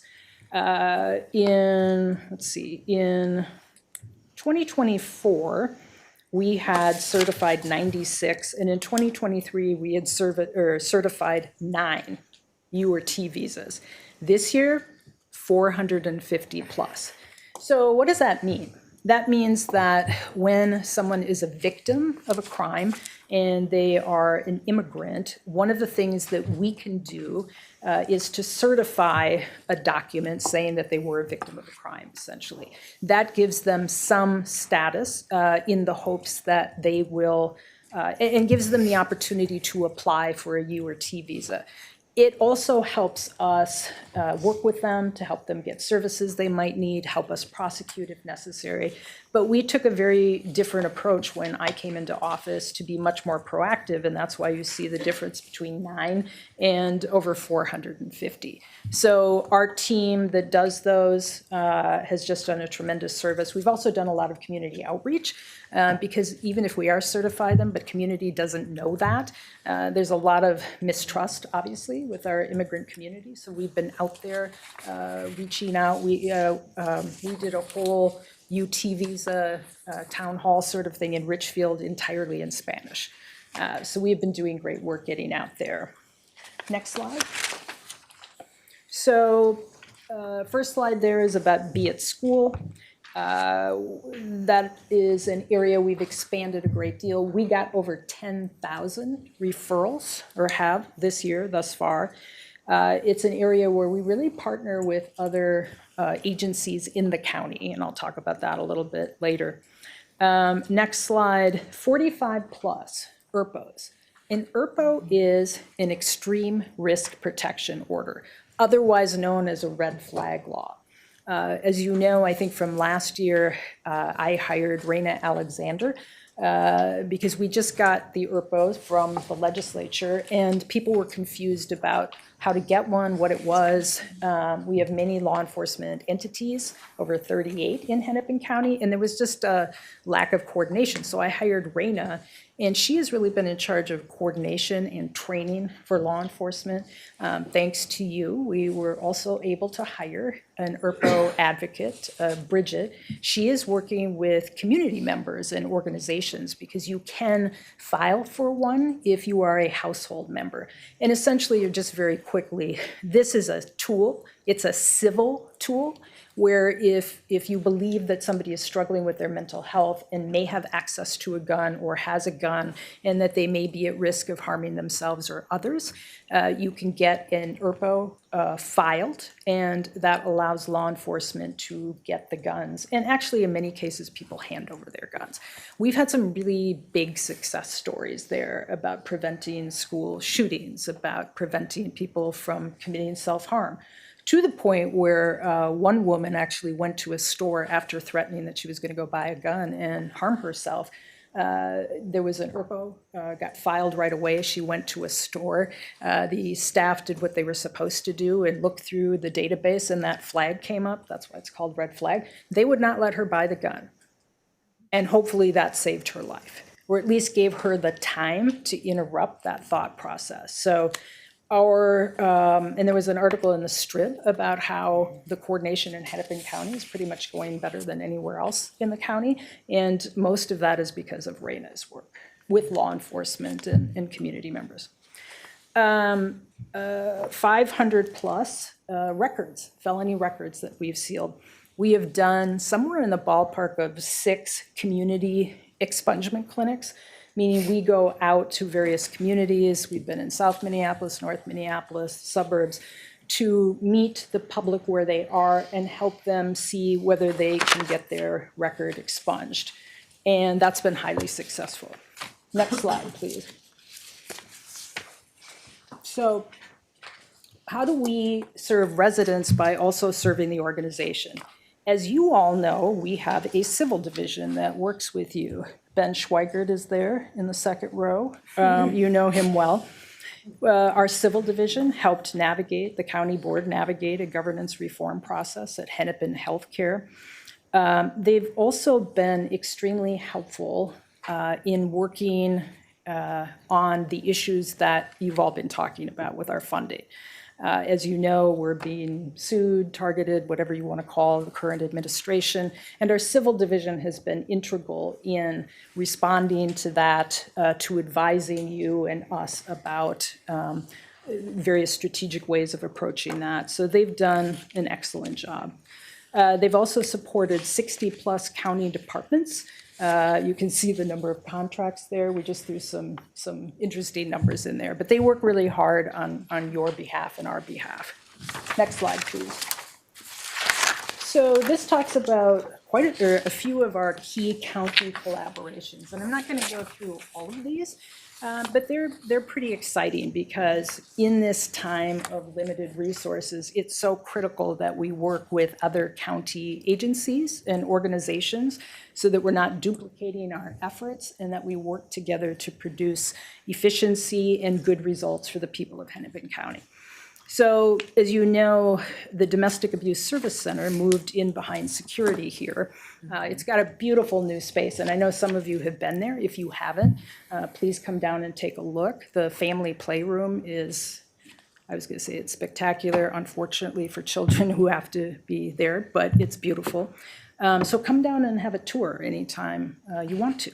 So, but we work with the sheriff's office, the city attorney's office, district court, social service organizations to meet victims where they are. People can walk in, they can call. We do not, even though it is part of the county attorney's office, we do not have an agenda with them. If they do not want to prosecute, that's fine. We can help them with safety planning. It's all about meeting our residents where they are. Truancy intervention, that's Be at School. As you can see there, we work with child protection, Hennepin County Education and Support Services, Hennepin County Connect for School Success, Hennepin County, or Office of Broadband and Digital Inclusion, and school districts across the county. So that's a really effective partnership. And then our youth, I'm just skipping to another one there, our Youth Auto Theft Early Intervention Project. We work with behavioral health in Hennepin County, law enforcement agencies across the county. And Chair, that actually goes to a question you had earlier, a little bit about it. So we met with law enforcement agencies. I met with them 4 times a month my first year. And we said, what are you seeing out there? And they said, we're having a hard time on car theft. As we all know, car thefts went way up after COVID and because of the TikTok challenge. And at the same time, they were being done by a lot of youth wearing masks, and it was just really difficult for law enforcement to be able to put together a case. However, law enforcement knew who the young people were that were engaging in this behavior. So we learned from the data analysts from the sheriff's office and others that kids, and we're talking sometimes 10, 11, 12, young kids, it takes a couple of months for them to escalate from that stealing a car to something more violent. And so we were in this situation where we were understanding that that escalation happened quickly. And as you all know, if you're going to intervene with a young person, it needs to be pretty quickly, right? If you're waiting until, law enforcement is able to get a case and bring it to us, that may be too late in terms of that escalation. So we partnered with law enforcement to just have them give us the names. Not for the purpose of net widening. We did not want to bring those young people into the system. We wanted to keep them out completely. So what we did, and this has been a county partnership that started out with our Be at School social worker, but now is with the embedded social workers, when we would screen these young people to see if they were getting any county services. And surprisingly to me, half of them were not. Half of those young people that were involved in the car theft were not getting any kind of services. So those young people and their families were referred to get services. The data of success on this is very, very good. So that was one key collaboration that we continue to have. It's been so successful that law enforcement has asked us to expand it to robbery, that kind of thing. And that's more about a resource thing that I will be hitting you up on the administrator in terms of help from behavioral health. So it's been that successful. Next slide, please. So our budget overview. Oh, next slide, sorry. I'm not going to read through the whole thing. As you can see, we're talking about an increase of 4.9%. And the driving factors for that are salaries and wages, health insurance premiums. I can break those down individually if you want, or send them to you later. We did add that one extreme risk protection order FTE and 3 civil attorneys, an increase there that was authorized for hire in 2025, and that's going to be out of our budget in 2026. So all of the personnel kind of costs, that is the huge driver here. We were able to offset some of that in network storage reductions of about 900,000. We were able to reduce due to changes in file management practices. So that was an area where we were able to save some money. Next slide, please. So you can see, once again, there we're talking about an increase of 4.9% in property tax. Next slide, please. You can see the distribution here of full-time equivalents. We're not asking for any new FTEs. We understand where we are in terms of overall staffing in the county and budget. We have done an amazing job, actually, of holding positions, even though it's a stress on our staff, but I realize it's a stress on all county departments. But we have done, I think, a wonderful job of managing to reach the goals that you have asked us to reach. Next slide, please. So these are some of our York County-wide priorities, and I'll just highlight a few programs and initiatives that we're doing. Next slide, please. So as you know, we created a worker protection team, and we got the very first conviction in Minnesota on the wage theft law. And we are expanding. That team's done a lot of work. When I came in, I would have thought it was easier to get cases to us, but because it isn't really the type of thing that many in law enforcement or many agencies usually investigate, and because many community members who are the victims of wage theft are very vulnerable, they might be immigrants, or they might just not know who to call. They might know their wages are being stolen, but who do you call? If you call 911, they may get an answer, that's not criminal, that's civil. And our goal here was just to use all of the tools. Sometimes just the threat of us being involved is enough to get somebody to change their practices. So this team has really worked hard with the construction industry and other industries, and with community, building trusting relationships and creating a hub so that people know they can contact us, and we will even help funnel that case towards the appropriate investigative agency. And sometimes that's the Commerce and Fraud Department federally. So they've done a terrific job developing those relationships. Next slide, please. One of the things we're working on is emerging adults. We have spent a lot of time on youth and have really, really good success stories to tell, and we can follow up on that. Now we're looking at those ages 18 to 25. They're not the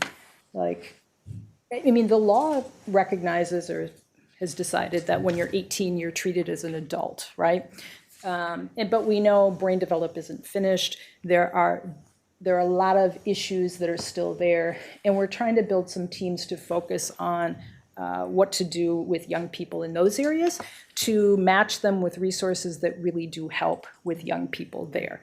Now, that doesn't mean, some of our approach, that happens actually to be the highest racial disparities we have in that 18 to 25-year-old. There's a lot of gun violence there too. So we're throwing a lot of different approaches at it, including our group violence intervention contracts and other things. But that is one of our priorities. We've been talking to our partners such as probation. They have a TAY unit, transitional age youth unit. We'll be working with them and other partners as well. Next slide, please. So when I came in, we didn't have one children and families division. Our child protection, it was all in different places. And so we created one division there with the understanding that the kids that we see in child protection or whose parents are getting child support or in youth prosecution are our same kids and families, and so we need to have all those services there. We have worked very hard to try to break down the silos with those kids because of privacy, data practices, it's hard to share information from one. But we have worked really hard to have a coordinated effort within our office and with the county to address the needs of those young people and their families. Next slide, please. So restorative practices. We have done significant work with youth on restorative practices and have been able to, or about to expand that because of a state grant we received. We're also expanding our work in restorative practices with our adult work. We hope to have that off the ground early next year. I know Commissioner Conley, you and I have talked a lot about restorative practices and how it's really been missing in a lot of the work in the system. So that is one of our priorities and work that we'll be doing in the coming year. Next slide, please. So challenges. So 87% of our budget is personnel. So that really limits a lot of our flexibility. And as you can see there, a lot of our work is mandatory. So we get referrals from law enforcement. We can't turn down referrals. Referrals come to us and we have to do something with them. Civil division doesn't control the needs of our county clients. And one of the reasons we got those extra FTEs is because Ben Schweigert showed me a graph of how the county departments had grown here and our civil division had not. And so we're happy to do the work of the county, but it's having to do more with less because the county has expanded so much. And they're just, with child protection, we can't just limit what's coming to us. And so that's kind of puts us in a position where what we're doing is the big budget saver was to hold positions. Next slide, please. So that goes to this slide. So beyond the required vacancy factor, it did take me a while to figure out vacancy factors too. We're holding additional positions vacant for 2026. That is the primary way that we're holding, trying to meet the budget, which would be 1.6 million savings. We're leaving some contract funds unspent. We've used some fund balances. We've limited all the things, conferences, travel, all of that kind of thing. And so I think we've done a wonderful job with that. Next slide. Thank you. Thank you. All right, that was quick. so That fast. was great. That was 21 minutes. Yeah, thank you. Appreciate it. I'm going to start with Commissioner Edelson. Are you ready for comments? Okay. Okay. I guess we'll just go with the last slide that you just said. So for positions with the vacancy factor, you said that you have some that you're holding vacant. Which departments have you targeted for those? We haven't targeted, I would say, because we have a bunch of different divisions. We have treated our FTEs as though they belong to the organization as a whole. And so Sarah Davis, our deputy, has done a wonderful job of meeting with every department and just seeing, who is really needing the FTE, and we'll transfer it there. But it's difficult because everybody needs their FTEs. There's a lot of strain on people, but it's just been a balance of where are we at now? What does the workload look like? Is this a division that can hold off for a little bit while we fill this position over here, and then we fill that position? So it's been a balancing across the office. Thank you. Okay, and then just a few more questions. Thank you for that. So with 8,000 victims served this year, and do you feel, first of all, that seems like a lot. I mean, is that up or down from prior years? Do you know? Or you can follow up with me. Yeah. You can follow up with me. I just, Okay. I'm curious. That's Yeah. good to Chair, Commissioner Edelson, we'll definitely follow up with what the numbers have looked like in past years. Thank you, thank you. And then for the extreme risk protection orders, I would love to see those used, obviously, as much as we possibly can. Yes. I imagine you feel the same. In terms of, I know that this is newly rolled out. I appreciate the positions you've added. For other jurisdictions that have had them in other states and other counties where they've seen them for longer, are we learning things from that? And are we making changes so that we can utilize it as much as possible? Chair, Commissioner Edelson, thank you for asking that. When the Extreme Risk Protection Order law was about to come into effect, every town reached out to me and said, would you like help in implementing your ERPO law? And I said, why, yes. I don't know enough about it. And so we set up a meeting, and they have an implementation kit. We had conversations. That is actually what prompted me to decide that I needed to hire a person to coordinate, because there were just a lot of questions, as there would be with any new law. And it was, is it the sheriff or the local police that are responsible? Oh, the prosecutor can actually file these. What does it mean to have a household member? How do you define a household member? All of those questions were kind of up in the air. And so every town was tremendously helpful to me in realizing we needed help.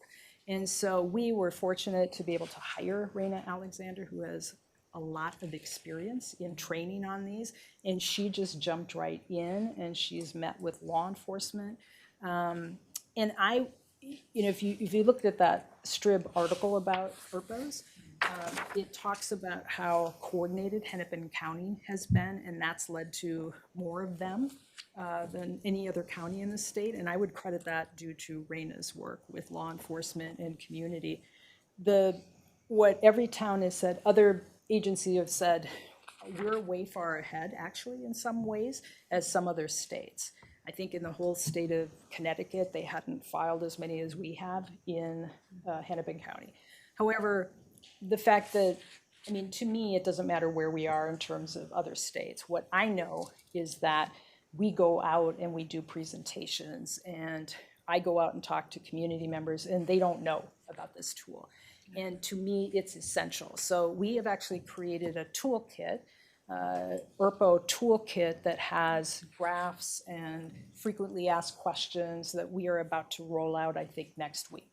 So our goal is to get out there, to talk to community members, to make sure people understand what this is, how to get one, how to get help getting one.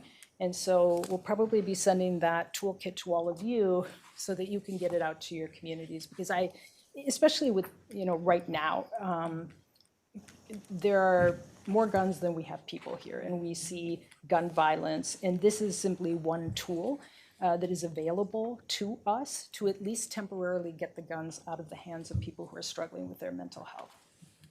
Thank you, Madam Chair, and thank you for that. I appreciate your passion on it, and just thanks for hiring and trying to do whatever you can to build that up. I also am a big fan of the auto theft prevention pilot you've launched. That's been great. I also love that you have sectioned off and did the truancy behavioral health kind of under a children and families division, kind of like we did at the legislature with looking at DCYF. Sorry, acronyms are really tough. I think that's a great idea, and I totally, absolutely, however we can treat youth in a rehabilitative sort of way so that they can go on and live successful adult lives. I just really strongly believe in that. I love the Be at School program. I would love, of course, a highlight of that if you want to speak a little bit more things that you've maybe done on that. And then just if you could just speak to, I mean, for the civil division, I mean, I know that we're talking about it, but it's interesting. I'd be curious from like the perspective of the county attorney's office. And I know I've just lumped in two big different things here, but for the federal funding and like what you guys are doing in the civil division behind the scenes, because I always think of Ben as being a part of us, but Ben's really a part of your office. What are you guys doing when you're thinking about how stressful it is as we're looking at all the different things to track? Because the chaos of what's happening at Washington DC, I think has every legal brain or every policy brain wanting to scratch its head and maybe explode. I don't know, but if you could just speak to those two things. Sure. Going back to Be at School, one of the really exciting things the team did was to get a grant to embed 2 social workers in middle schools. That was a pilot project we did this year, and I'm not sure if we have the data on it yet. If we don't, we will, but it anecdotally was tremendously successful, and here's why. We had a convening of school board chairs, superintendents, end of my first year, I think, and we were trying to understand that time gap. You know, we're supposed to get notification of when kids aren't in school, but we often don't get it until well after we're supposed to. And what we heard from the schools was, we're overwhelmed. We don't have the resources to be doing all of this. That's one of the problems. So these 2 embedded social workers, one of them was allowed access to, I think, the records before school started, and she was able to reach out to families and say, oh, you know, you're not registered for school. Can I help? And, you know, sometimes it's just something small, it's whatever. And she was able to help kids get registered to be in school on day 1, which I think is critical. Another story that I heard from them was, because they're embedded in schools, they build relationships with these kids. And she was telling us about a child who was there, but he kept falling asleep in class. And so she talked to him and said, hey, you know, you're here, but you're falling asleep, what's going on? And the child, the young person said, my mom works a bunch of jobs and she's not there at night, and I stay up way too late playing video games. And so the social worker was able to work with that child and say, hey, we got to have your body here. We also have to have you here. What can we agree to do so that you can get more sleep? And so that situation improved. So I came away thinking, wow, this is amazing. As you know, as you all agree, if we can get kids in school and get them to stay there, the outcomes are going to be much better. So that was one of the creative things that our team did, and I'm sure we can follow up on other things in the data with that. The other question you said, I think there's so much going on right now nationally, and, you know, was it last week, I think, Steve Simon's being sued to hand over our record, or, you know, there's just, it's happening all the time. And I think the way I look at it is that most of these things aren't actually legal. But they're not actually illegal, I suppose, until they're found in court to be illegal. And so I tend to think of it as a lot of scattered kind of stuff designed to make us not do the things out of fear. And so the way we're trying to look at it is, let's continue down our path. Let's be careful. I mean, I meet with Ben frequently. He gives me updates about what's happening in the county in terms of that litigation and what's going on with our own office. But there are a lot of successes, and I think it's important for people to know that. When we push back across the country, we win. And unless it gets up to the Supreme Court. But we have had many, many successes around the country. And so I think it's important for people to understand we are pushing back. It's not always the best strategy to talk about how and why and what we're doing, but there are many, many wins out there. And I think that that's one of the things to take away, that all this stuff is happening, designed to make people fearful. It is making people fearful. But for those of us in these positions to stay the course, be pushing back, it's helpful to know that a lot of the times we are winning those fights. So that's how I tend to look at it. Thank you, and I'm done. Thank you. Okay, Commissioner Conley. Thank you, Madam Chair. Oh, excuse me. Sorry, if I could, Madam Chair. Sorry, Commissioner Conley. I just want to add in on the work with the Civil Division and monitoring the federal response. Huge kudos to the county attorney's team. We meet every day. And so I meet along with Lindsay Walschlager, who's our budget coordinator, Beth Stack, who's our chief compliance officer, Jennifer Yang, who's our director of grants management and administration. That team is really phenomenal.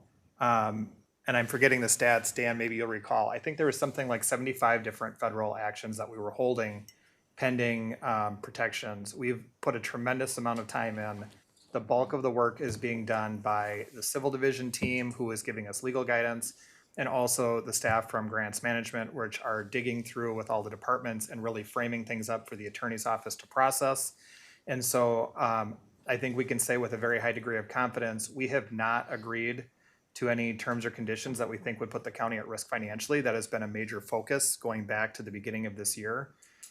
We also didn't really know where this path would take us as we began, and as County Attorney Moriarty said, we don't need to speak in great detail about the legal process, but on the administrative side, I want to just acknowledge, we have looked at every single grant application, every notice of funding award, we've looked at every drawdown, all of these bureaucratic steps that make the machine work behind the scenes, we have worked through with their team, and they all have been reviewed. Her team has done a really phenomenal job of providing us with insightful guidance. I honestly think, I don't think I'm overstating by saying I think we've had the best response nationally. It's been very proactive. I'm very grateful for the amount of time that we've gotten. It's also a really great team if you know that group of individuals, Brittany and David and Dan, and of course I'm going to forget somebody when I start naming names. Becca, don't want to forget Becca. We literally spend so much time together that, you know, I think we've really become a cohesive team, even though we're really meeting on a daily basis to try and triage this task. So I just don't want to leave this conversation without recognizing we will quantify the hours here as we come to the end of the year, but it is a staggering amount of time. And I will just say from, you know, putting on my financial manager hat, it's a huge amount of time that we could be spent investing in other areas of our community. But we are doing this to protect the taxpayers of the county and to make sure that we can continue to do the work that this board has identified as strategic priorities under the guidance of the county administrator and with the other electeds. So it's been a real honor to do that work. It hasn't been a lot of fun, but I really appreciate the time. It has been a tremendous commitment from a lot of staff. Wow, it's good to hear. For all you guys are doing, truly. I can definitively say about that. I participate in prosecutors' conversations throughout the country, and with one exception maybe, and we can argue about that, I think King County, and I would say we do better than them too, but we have the best, I feel the most confident. I feel we have covered everything that needs to be covered. We can't control the results, but I think the residents of Hennepin County are getting the best civil representation in the country. Thanks. Thanks. Commissioner Conley. Thank you, Madam Chair, and thank you, County Attorney Moriarty, for your presentation. Thank you to your staff and the leadership here that's in the room. I can't say enough about some of the incredible work that comes out of your office. I will start with, I just felt a theme of prevention in what you've presented today. Moving upstream, which is what we talk about a lot in serving residents, and preventing what we see sometimes on the other end of the spectrum. And I realize this is also a budget hearing, so I do have budgetary questions, but I wanted to start with that.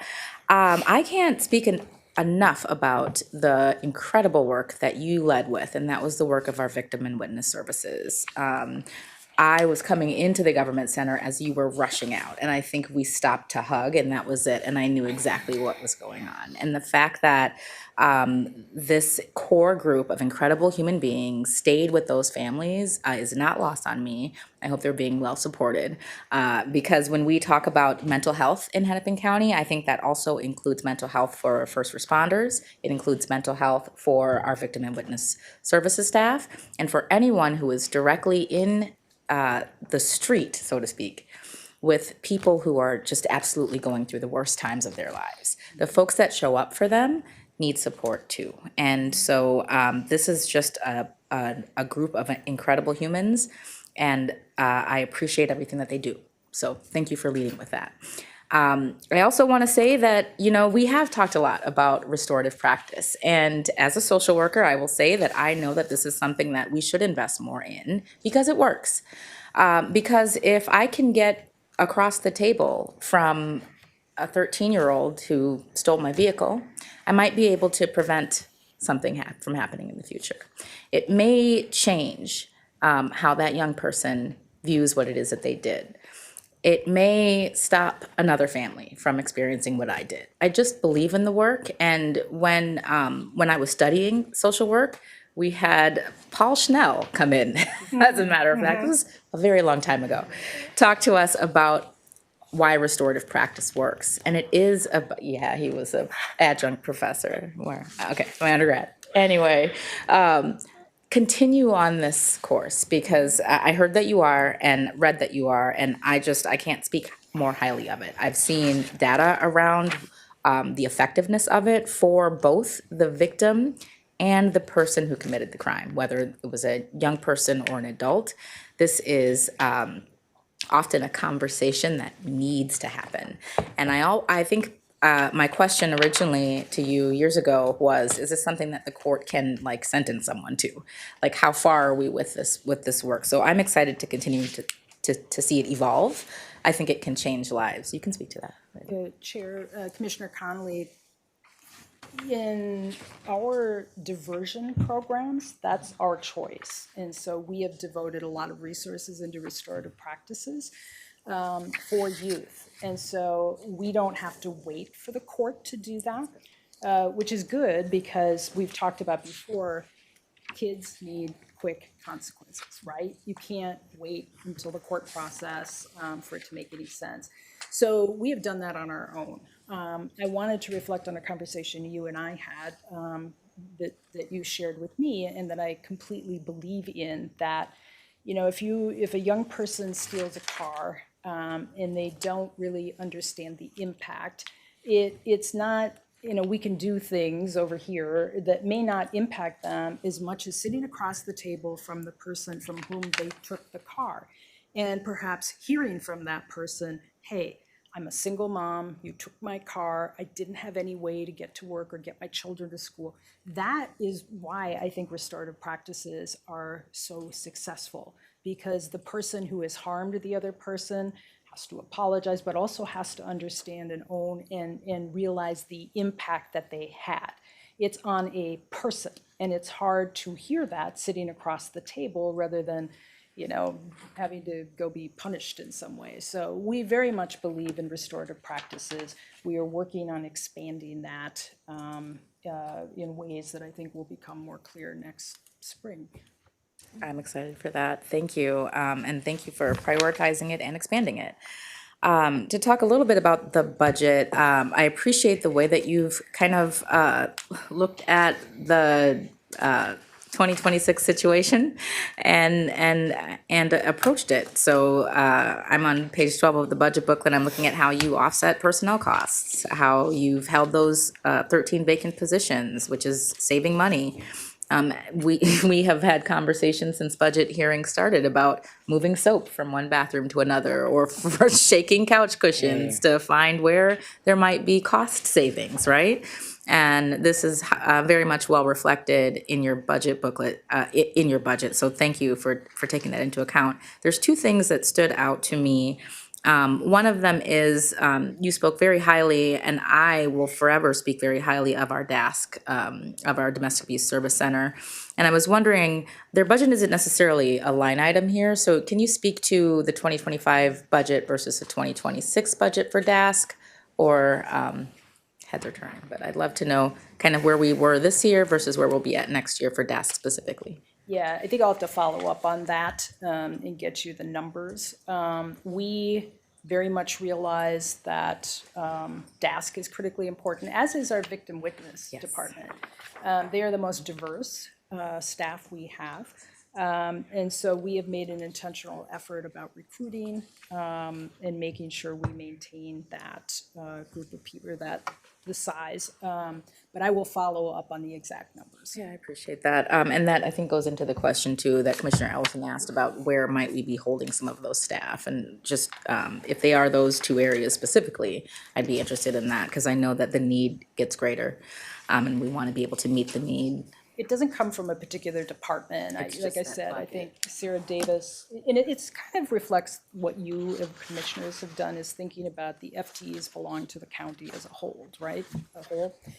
We have looked at it as, these are all our FTEs, and it's really a balancing of who needs what. It is never, oh, this division is underutilized, no division is underutilized or is less prioritized. It is, where are you now in comparison to where this team is here? How desperate is the need here? And we are always balancing that way. And so it never comes out of one team. And we're always trying to make up here what we might have saved over here. And so we've been very intentional about that. And I'm very proud of the fact, I mean, we did require, I'm just laughing because you were talking about the same thing, higher level approval for soap in the bathroom. So that was the level that we took a fine tooth Hey, comb. that was my comment earlier, right? We gotta do what we gotta do. We did that, yeah. Okay. Madam Chair, I have just one final question, and that's on page 15 of the budget booklet. I remember when we got that African-American grant for victim services, and it looks like we're losing it. So it's just 15,000. I'm wondering if if we could still continue this very focused work. I think it aligns with disparity elimination. I think it aligns with sort of what you said around gun violence and where the disparities really do lie. And if this was a federal grant that we had gotten for quite a few years and losing it, but can we find 15,000 to keep that very specific focus? I will just say in general, any area that we think is a focus and a priority, we are trying to find the money to continue to do. And we know the federal grant, we've been hit hard in certain places and not others. And those are often the spaces that are critically important for us to fund. So we are very intentional and thoughtful about, hey, can we find money someplace else to fund this particular thing because we realize it's important. I can certainly get you the specifics of that as well. No, just, if there's a way to keep that whole, that certainly would be nice. And I think I'll just end with saying that, I very much appreciate that that your office has committed to looking at things through a much different lens than we have specifically looked at in the past. I think that they have not always been popular decisions, as you're well aware. In my opinion, they have been the right decisions. They're the way that we move the needle on prevention. They're the way that we move the needle on overcriminalization of certain populations of people and rethinking what justice can look like and what it actually means. And I think that this is a budget that reflects that. So thank you. Thank you. Commissioner Anderson. Thank you. I'll see. There we go. Thank you so much for the presentation. I appreciate the overview, the descriptions. Thank you to my colleagues for asking so many of my questions already, so that makes my time faster. I do have, I had mentioned this to the sheriff. I will ask you as well in the data blocks that we have here. I would love to see trend lines. I love to see historical information, to see where we've been, where we're going, how we're reacting to it. Another piece of the data that's been presented here, we have 10,000 plus cases referred to us. How many of those are being acted on? Kind of the other part of the work that's happening. I would love to just have information to see how that all fits together, because I think it's helpful and useful for all of us to see how that is.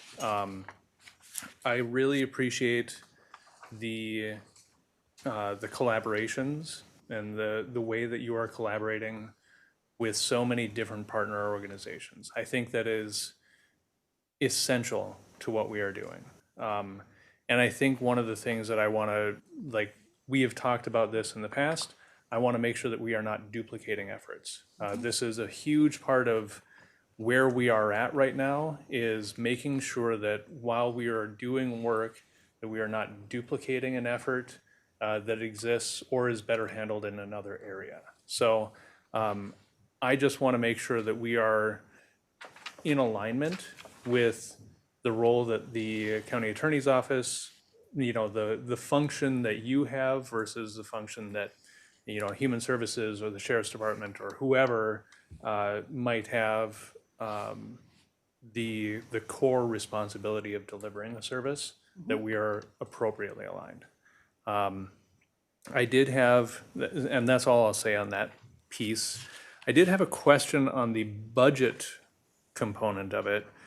And maybe I just missed it, didn't understand fully. Could you talk a little bit about the CAO professional standards line? I know it's a big percentage, it's not a huge dollar, but, you know, could you speak a little bit to, you know, I know that there was positions added there where others were held flat. Could you speak a little bit to that?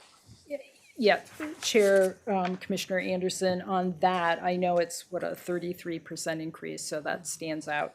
There were people who went there that transferred their FTEs there. It's really reallocation. It's what I was talking about when we look at the FTEs broadly. Yeah.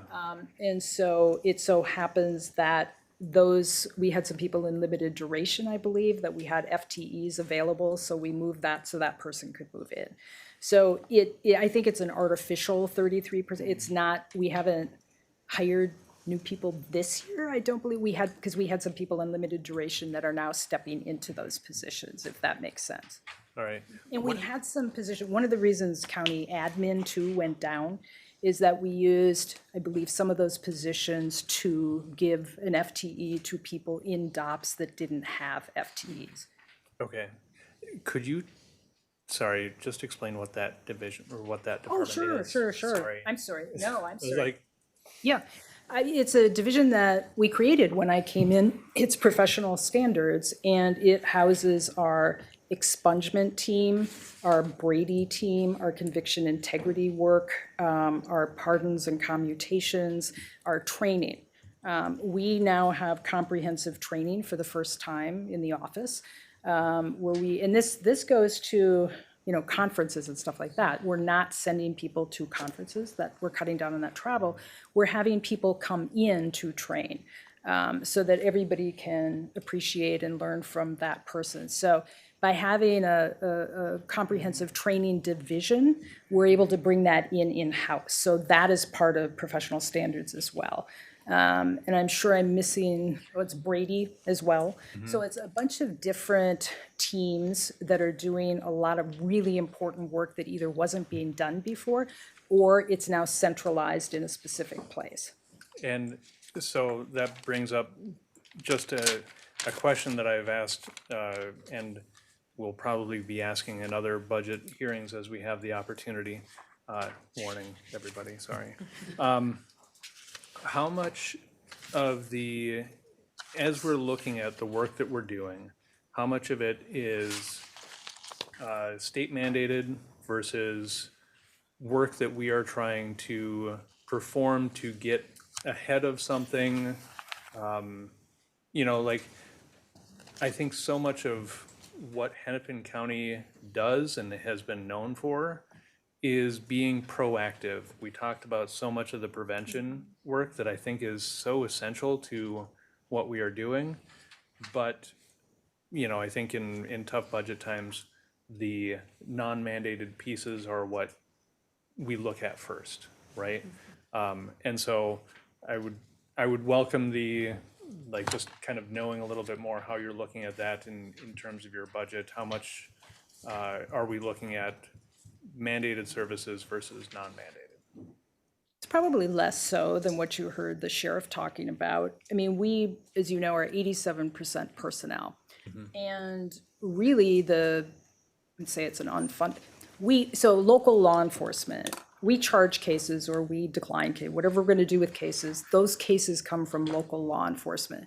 So our staff spends time looking at those cases, that evidence, reviewing it. Same is true with child protection, child support. Pretty much everything we do has to do with, and civil included, what kind of work is needed in the county. So I don't know that, I mean, that could be state mandated by another department that we're helping with, but I don't know that we're particularly hit by unfunded mandates in the same way. Yeah. What I will say, in looking at the Department of Professional Standards, which we just talked about, when I mentioned Brady, that's constitutionally mandated. So we have a team that has brought us into constitutional compliance, which we were not before. And that requires resources and work, but that is required of us by the Constitution. So we have, as everybody has, lost some grant funding. We've been very creative, and I think our people have been very skilled in getting grants, and some of those have gone away. And so then we just have to figure out, okay, can we continue to do that work or not? We have been very creative. For instance, the Youth Auto Theft Initiative really doesn't cost a lot of money. When we started it, it was our social worker at Be At School and really connecting to the county and the services there, like FRSS. And so that's just being creative, and it's a program that really hasn't cost much of anything, and the returns are just huge.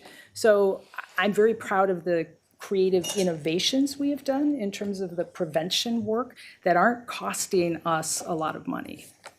Thank you. Oh, can I talk about the data trends? Please, just go ahead. quickly? Oh, yeah, please. I talk about data all the time. We keep track of trends. We look at them all the time. We do have a data dashboard, a public dashboard, where you can look at our declines, our deferrals, all of that. We do look at trends. I mean, if we're doing something that isn't working, then we need to find something else to do with. I have no interest in doing things that are not effective. We have so much data, so many Power BI dashboard, that kind of thing. If there's a specific area that you're interested in, we'd be happy to send you that. Thank you. Yeah, anything that you want, we're happy to send you. Any other follow-up? No, we can follow up. Go ahead. Chair Patel, Commissioner Anderson, County Attorney Moriarty. The other piece is, as you're looking at this budget, and we're seeing some adjustments in revenue and some new revenue coming in.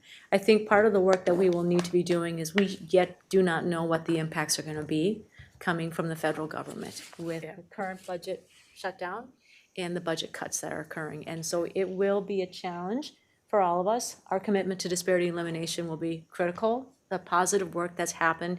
And we've been talking about it already. How do we start working together even more and even differently to assure some of those core critical programs that are delivered to our community, that are the non-mandated prevention programs that actually make the difference on deep end, are supported, and it will require us to think a little differently around that and how do we work across our departments. But that is work that we already are in conversation.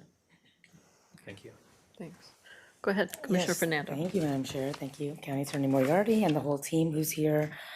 As you might have heard, I'm approaching this year's budget through policy direction, generational impact, data and funding model. And so for the first two, of course, as a duly elected individual yourself, just want to express gratitude for the direction that you and your team have demonstrated to residents.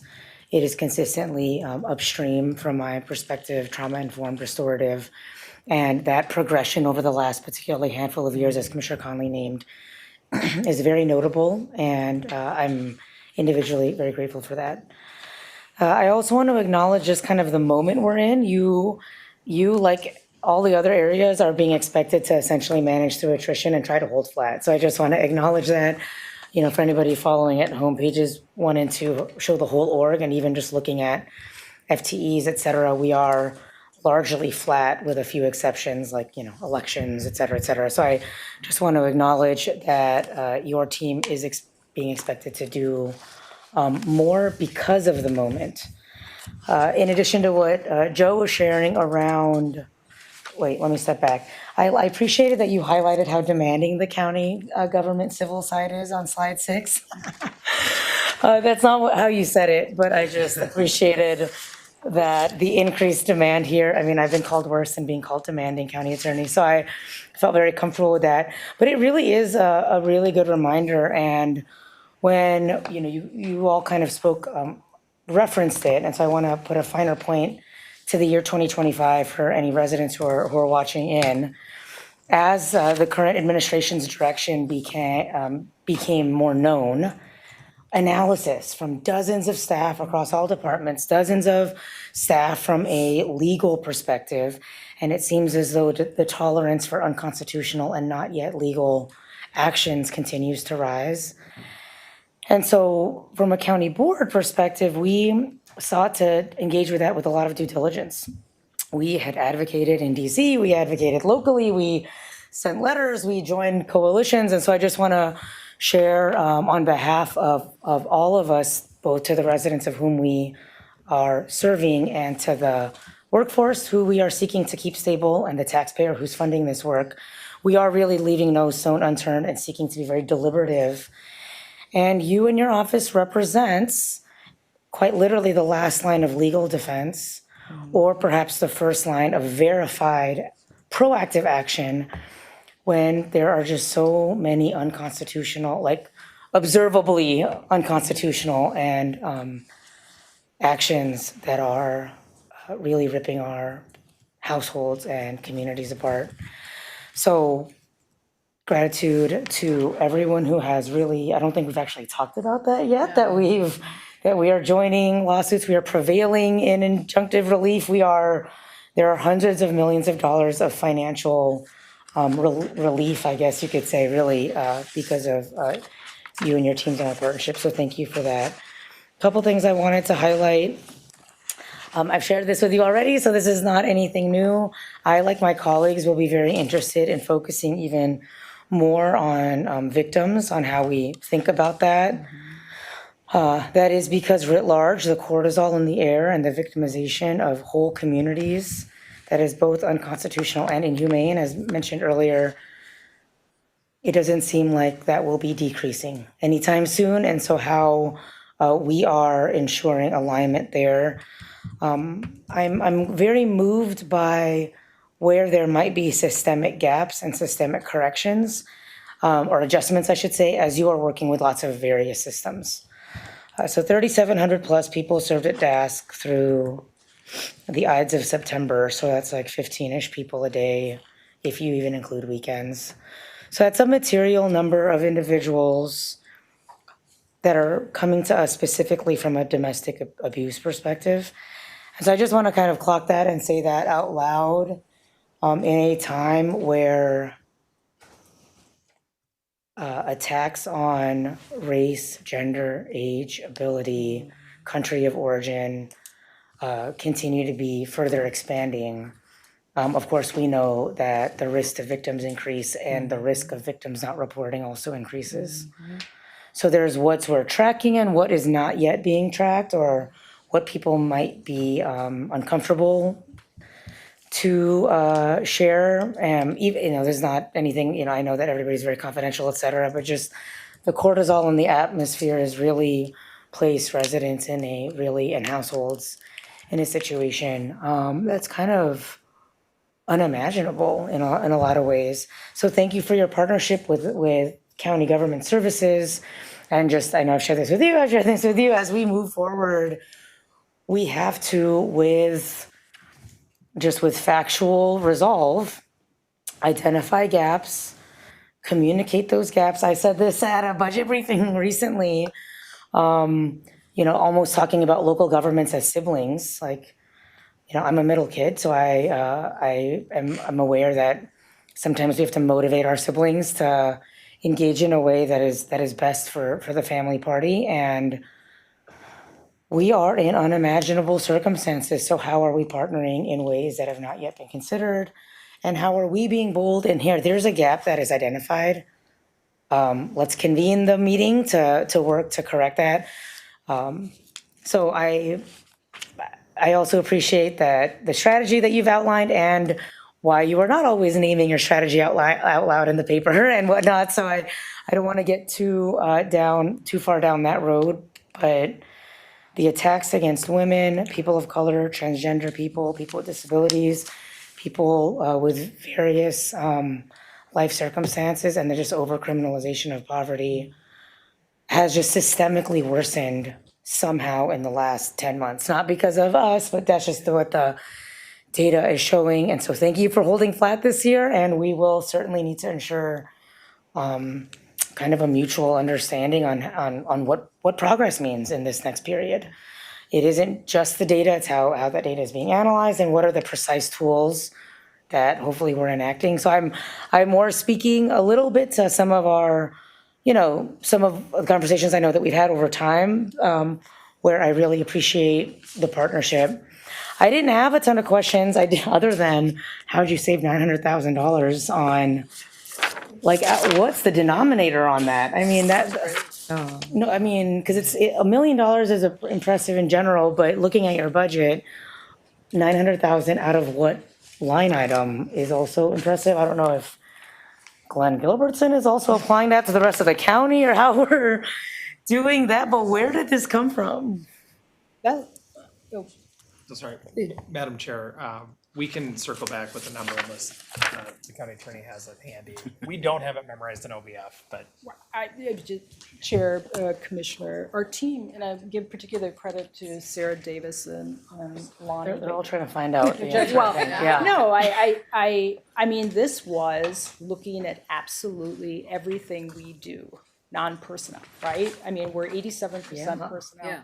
It was cutting out, at one point, we have donuts once a month for our staff, and we were gonna cut that out, but we just decided to do it out of our own pocket at one point. It was, we took this very seriously. And so we looked at absolutely everything we possibly could. We really, and this goes to our staff too, having those conversations with, there are just some positions we can't fill right now. If you can hold on another couple of months, then we can fill it. So it has been a whole team approach to doing our very best to comply with the board's request. And I'm very proud of the fact that we were able to do that. And you don't need to actually look, it's just impressive. Like if once the denominator is identified, it's a very impressive number to attain based off of your reported line items. I just literally don't know how you did that. Good job. And I would love for whomever on any other IT department to attempt to apply those learnings. And then the other thing that I just wanted to kind of asterisk is immense gratitude for what you're calling emerging adults. I know we call it transition age youth. I don't know what the right word is as a former youth worker because they are adults and they're not youth, and I don't know if emerging is right, but what that is really getting at is every single young adult or young person in our sphere is a whole person of whom we can support, and they can live up to their individual potential and live up to their ambition and eventually contribute to our community and our society and our tax base and maybe work at the county, et cetera, et cetera. And so that focus aligns with brain development, is a necessary workforce development tool, and has all of the data that reaches the justice outcomes that I know we share. So I wanted to amplify that work for you and your team. Thank you, Madam Chair. Could I respond? Please. Chair, Commissioner, I wanted to talk about domestic violence. That is, for victims of domestic violence, if they're immigrants, they're afraid to call the police now. The domestic violence community organizations, the groups that support victims of domestic violence are losing funding, federal funding, because of the cuts, and that makes us less safe. When we know that victims of domestic violence are afraid to seek services or those services aren't available to them, it makes us all less safe. And, I remember when I first came into office, there was a girl, a teenager who was seriously injured in a car crash. And I had been hearing her name over and over until she was in this crash and she was very critically injured. And I remember thinking, we've all been hearing her name all of this time. What happened? And I asked our teams to come up with what had happened in child protection, what had happened in youth, what had happened in the county. And we looked at this across the board, and you could see what happened to her. But each of us was operating in a silo, and we really couldn't see. I know if this particular entity had known what was happening to her here, there would have been intervention instead of cutting off services. So I remember very vividly thinking, wow, in any situation, I want to make sure if something happens to somebody that we are serving, we need to have the humility to look and see, was there something that we could have done better? Was there a policy or a practice that we didn't follow? And even if we followed every policy or practice, this terrible thing happened, can we improve? And I think that that's incumbent upon all of us, all leaders in this system. And I just think it's so important, especially now, for us to come together and to really be looking at the causes of certain things that happen in the community. And really, and I said humility, because it's hard sometimes to acknowledge that something happened that could have been avoided, or maybe something wasn't done right. But we have to have that. We have to have that. We owe that to our community. And so that is something we take very seriously, and we do look at and will continue to look at. And just a quick follow-up on that from Madam Chair, thank you. Thank you, County Attorney. I know I've been very vocal to County Admin around trying to understand the full cost of a particular event or action, the full cost of gun violence, because there is both death and there are people in our hospitals, the full cost of domestic violence and its impacts on child protection, its impacts on the stability of any household or community. And so I just really appreciate that, echo that, and that is the data that we have said, that I have said, that all of us know we need to kind of come together on. So yeah, thank you. And then the second thing, I appreciate your calling up forward, and actually you and the sheriff both used kind of compassion and here humility. I'm just grateful for the types of leadership traits and characteristics that is coming from today's briefing, because that is what we need as we move forward. A way that I try to think about that is, too often we think about improvement from the individual's perspective who is delivering versus the impact on the resident. And I think that pairs really well with what you've expressed. If I may, you're sharing humility in order to give to a proper amplifying and centering, which is trauma-informed and evidence-informed. But I think too often, as you said, leaders are looking at it as performance feedback versus resident outcome, and I'm very grateful for your distinction there. Thank you, Chair. Thanks. Well, I want to start with a Women and Domestic Abuse Resources Center, again, because this is near and dear to my heart. I was the one who brought it to the board when I started here, and it was actually outside of the county, having lots of conversations at the county attorney's level. We brought it inside so that we could do that holistic approach to find out where did we miss, but to fill those holes. And I have, the representation that we give these women is just amazing. I've heard their stories. They've come to us. It's great that we're doing this and we're holding them up, and their families. Lots of times they've got kiddos, something's going on. So I wanted to say that. And I loved your story about looking back and prevention, because that's exactly what I'm talking about with our felonies, our violent felons who are in the jails or in the system or anything. Where did we miss them?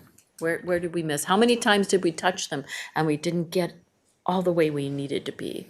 And we're going to learn from those things. So I appreciate the fact that you talk about your organization as a learning organization. I think the county as a whole is a learning organization. And that really matters, because that's how we get to prevention.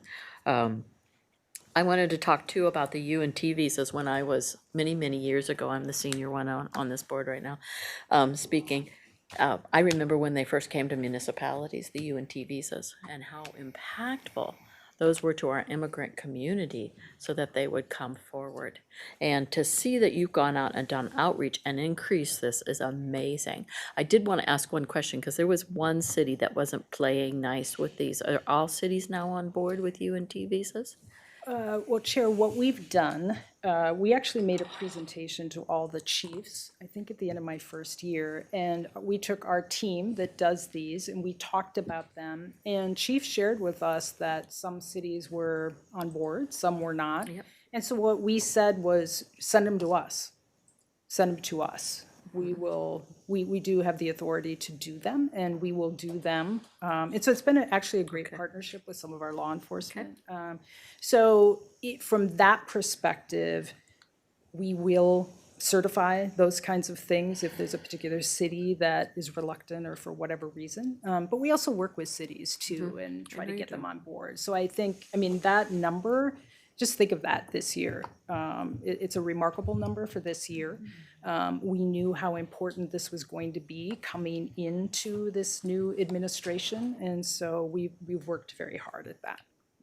Thank you, I appreciate that. I wanted to talk about the Be at School. That's another one of my pet projects, and I have gotten a debriefing from the team of the pilot so far. And I'm really excited about this, and as I'm going around talking to my superintendents, I'm telling them about this great pilot, and you don't do it anywhere near the justice of all the work that they put in there. They literally went to people's homes, you know, day in and day out. They had community events for these folks, invited them in. They made them feel more like they were part of the community again. And as I talk about this model to the superintendents, I said, you know, we're not going to get federal or state dollars to do this. We're not. So we're going to have to figure out how to do it with volunteers, maybe a subcommittee of the PTO or somebody, but we need to do this because it's successful. It's very successful. And, you know, when I was just down talking to Eden Prairie's superintendent, and they were not part of the pilot, they could use a pilot because they said it's the same 200 kids.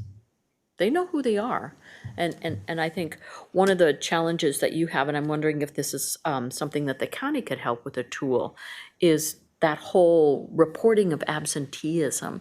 Maybe there's an app or something we can develop. Maybe there's some kind of tool we can develop. We've done this before and figured out how to get that reported in a timely manner, because that's some of the kids that have fallen through. I know I've gotten calls from folks from the school districts that I serve in the specific schools who track this and say, you know, we're having a hard time finding these kiddos or getting things through or getting enough information.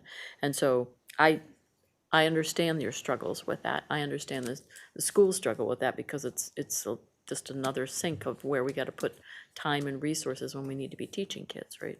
So I know Kelsey's right behind me, actually. We've worked with legislators on legislation to help us with that. And so I know Kelsey has been thinking about, and her team have been thinking about it a lot, so I'm sure. She's going to call me again. I'm sure I'm going to get another briefing when all this stuff's out.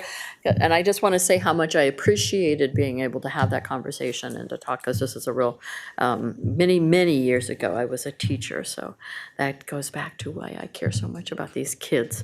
We all have skeletons in the closet.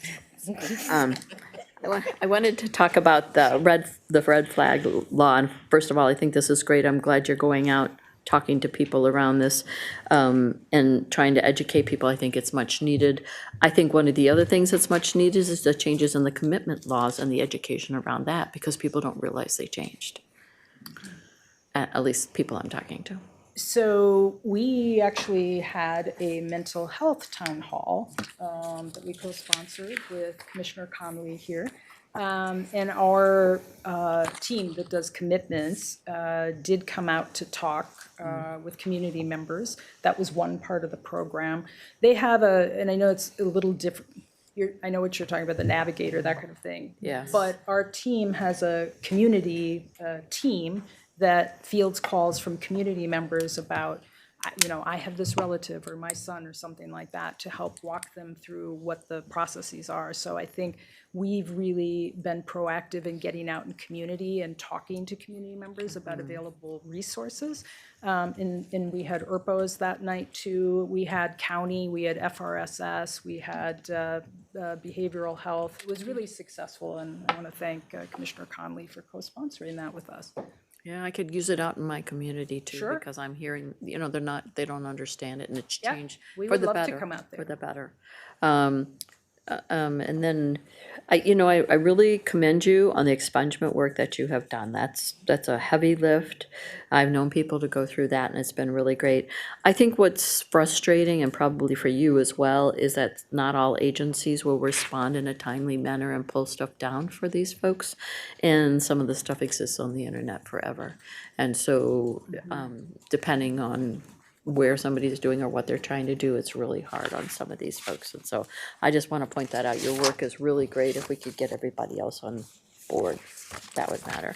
And then I wanted to talk one more thing just about this, couple things, I guess. Violence interrupters. You know, there's been a lot of news about some of these contractors and everything, and I just can't say that we have to be very careful who we use. We have to audit them, and we have to make sure that they're doing the good work that we need them to do. I really want them to be out there doing that, but I know there's problems with lots of contracts, not necessarily ours, But but. can I say on that, there is a model out of John Jay, New York. Sasha Cotton is an expert in that model. She was the head of the Office of Violence Prevention in the Health Department in the city in 2017, 2018. And we get technical help from Okay. Sasha Cotton and Center for Safe. She's now the executive director there for the Wonderful. Network for Safe Communities. I always get it wrong, but Wonderful, Jen. thank you. Yeah, and so what's really important about that is that there is a data-based model that you must follow. So not everybody that calls themselves a violence interrupter or whatever is actually doing that model of work. So we contract with people who are trained specifically in that. We're very aware of that. And so that is something we're very conscious of and thoughtful about because we want to be working with people that adhere to the data-based model. Yeah, thank you. I really appreciate that. And then I would, I'm sure I'd be called if I didn't talk about Bloomington's restorative courts.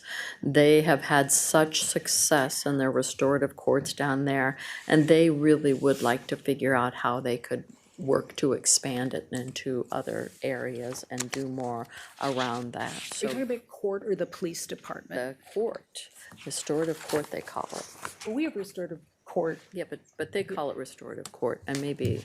They do.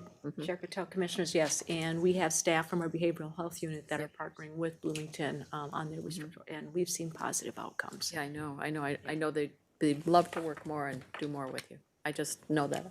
It might be the city attorney's office, but Yes, we're it's a always. city attorney's office, it is a city Yeah, attorney's so office. we but- don't, Right. well, we're Well, happy. they to would partner. like to, yeah, they want to We're partner with happy to- everybody, right? We will partner with everybody. Can I just say one Sure. thing about your behavior, your prevention, your comment there?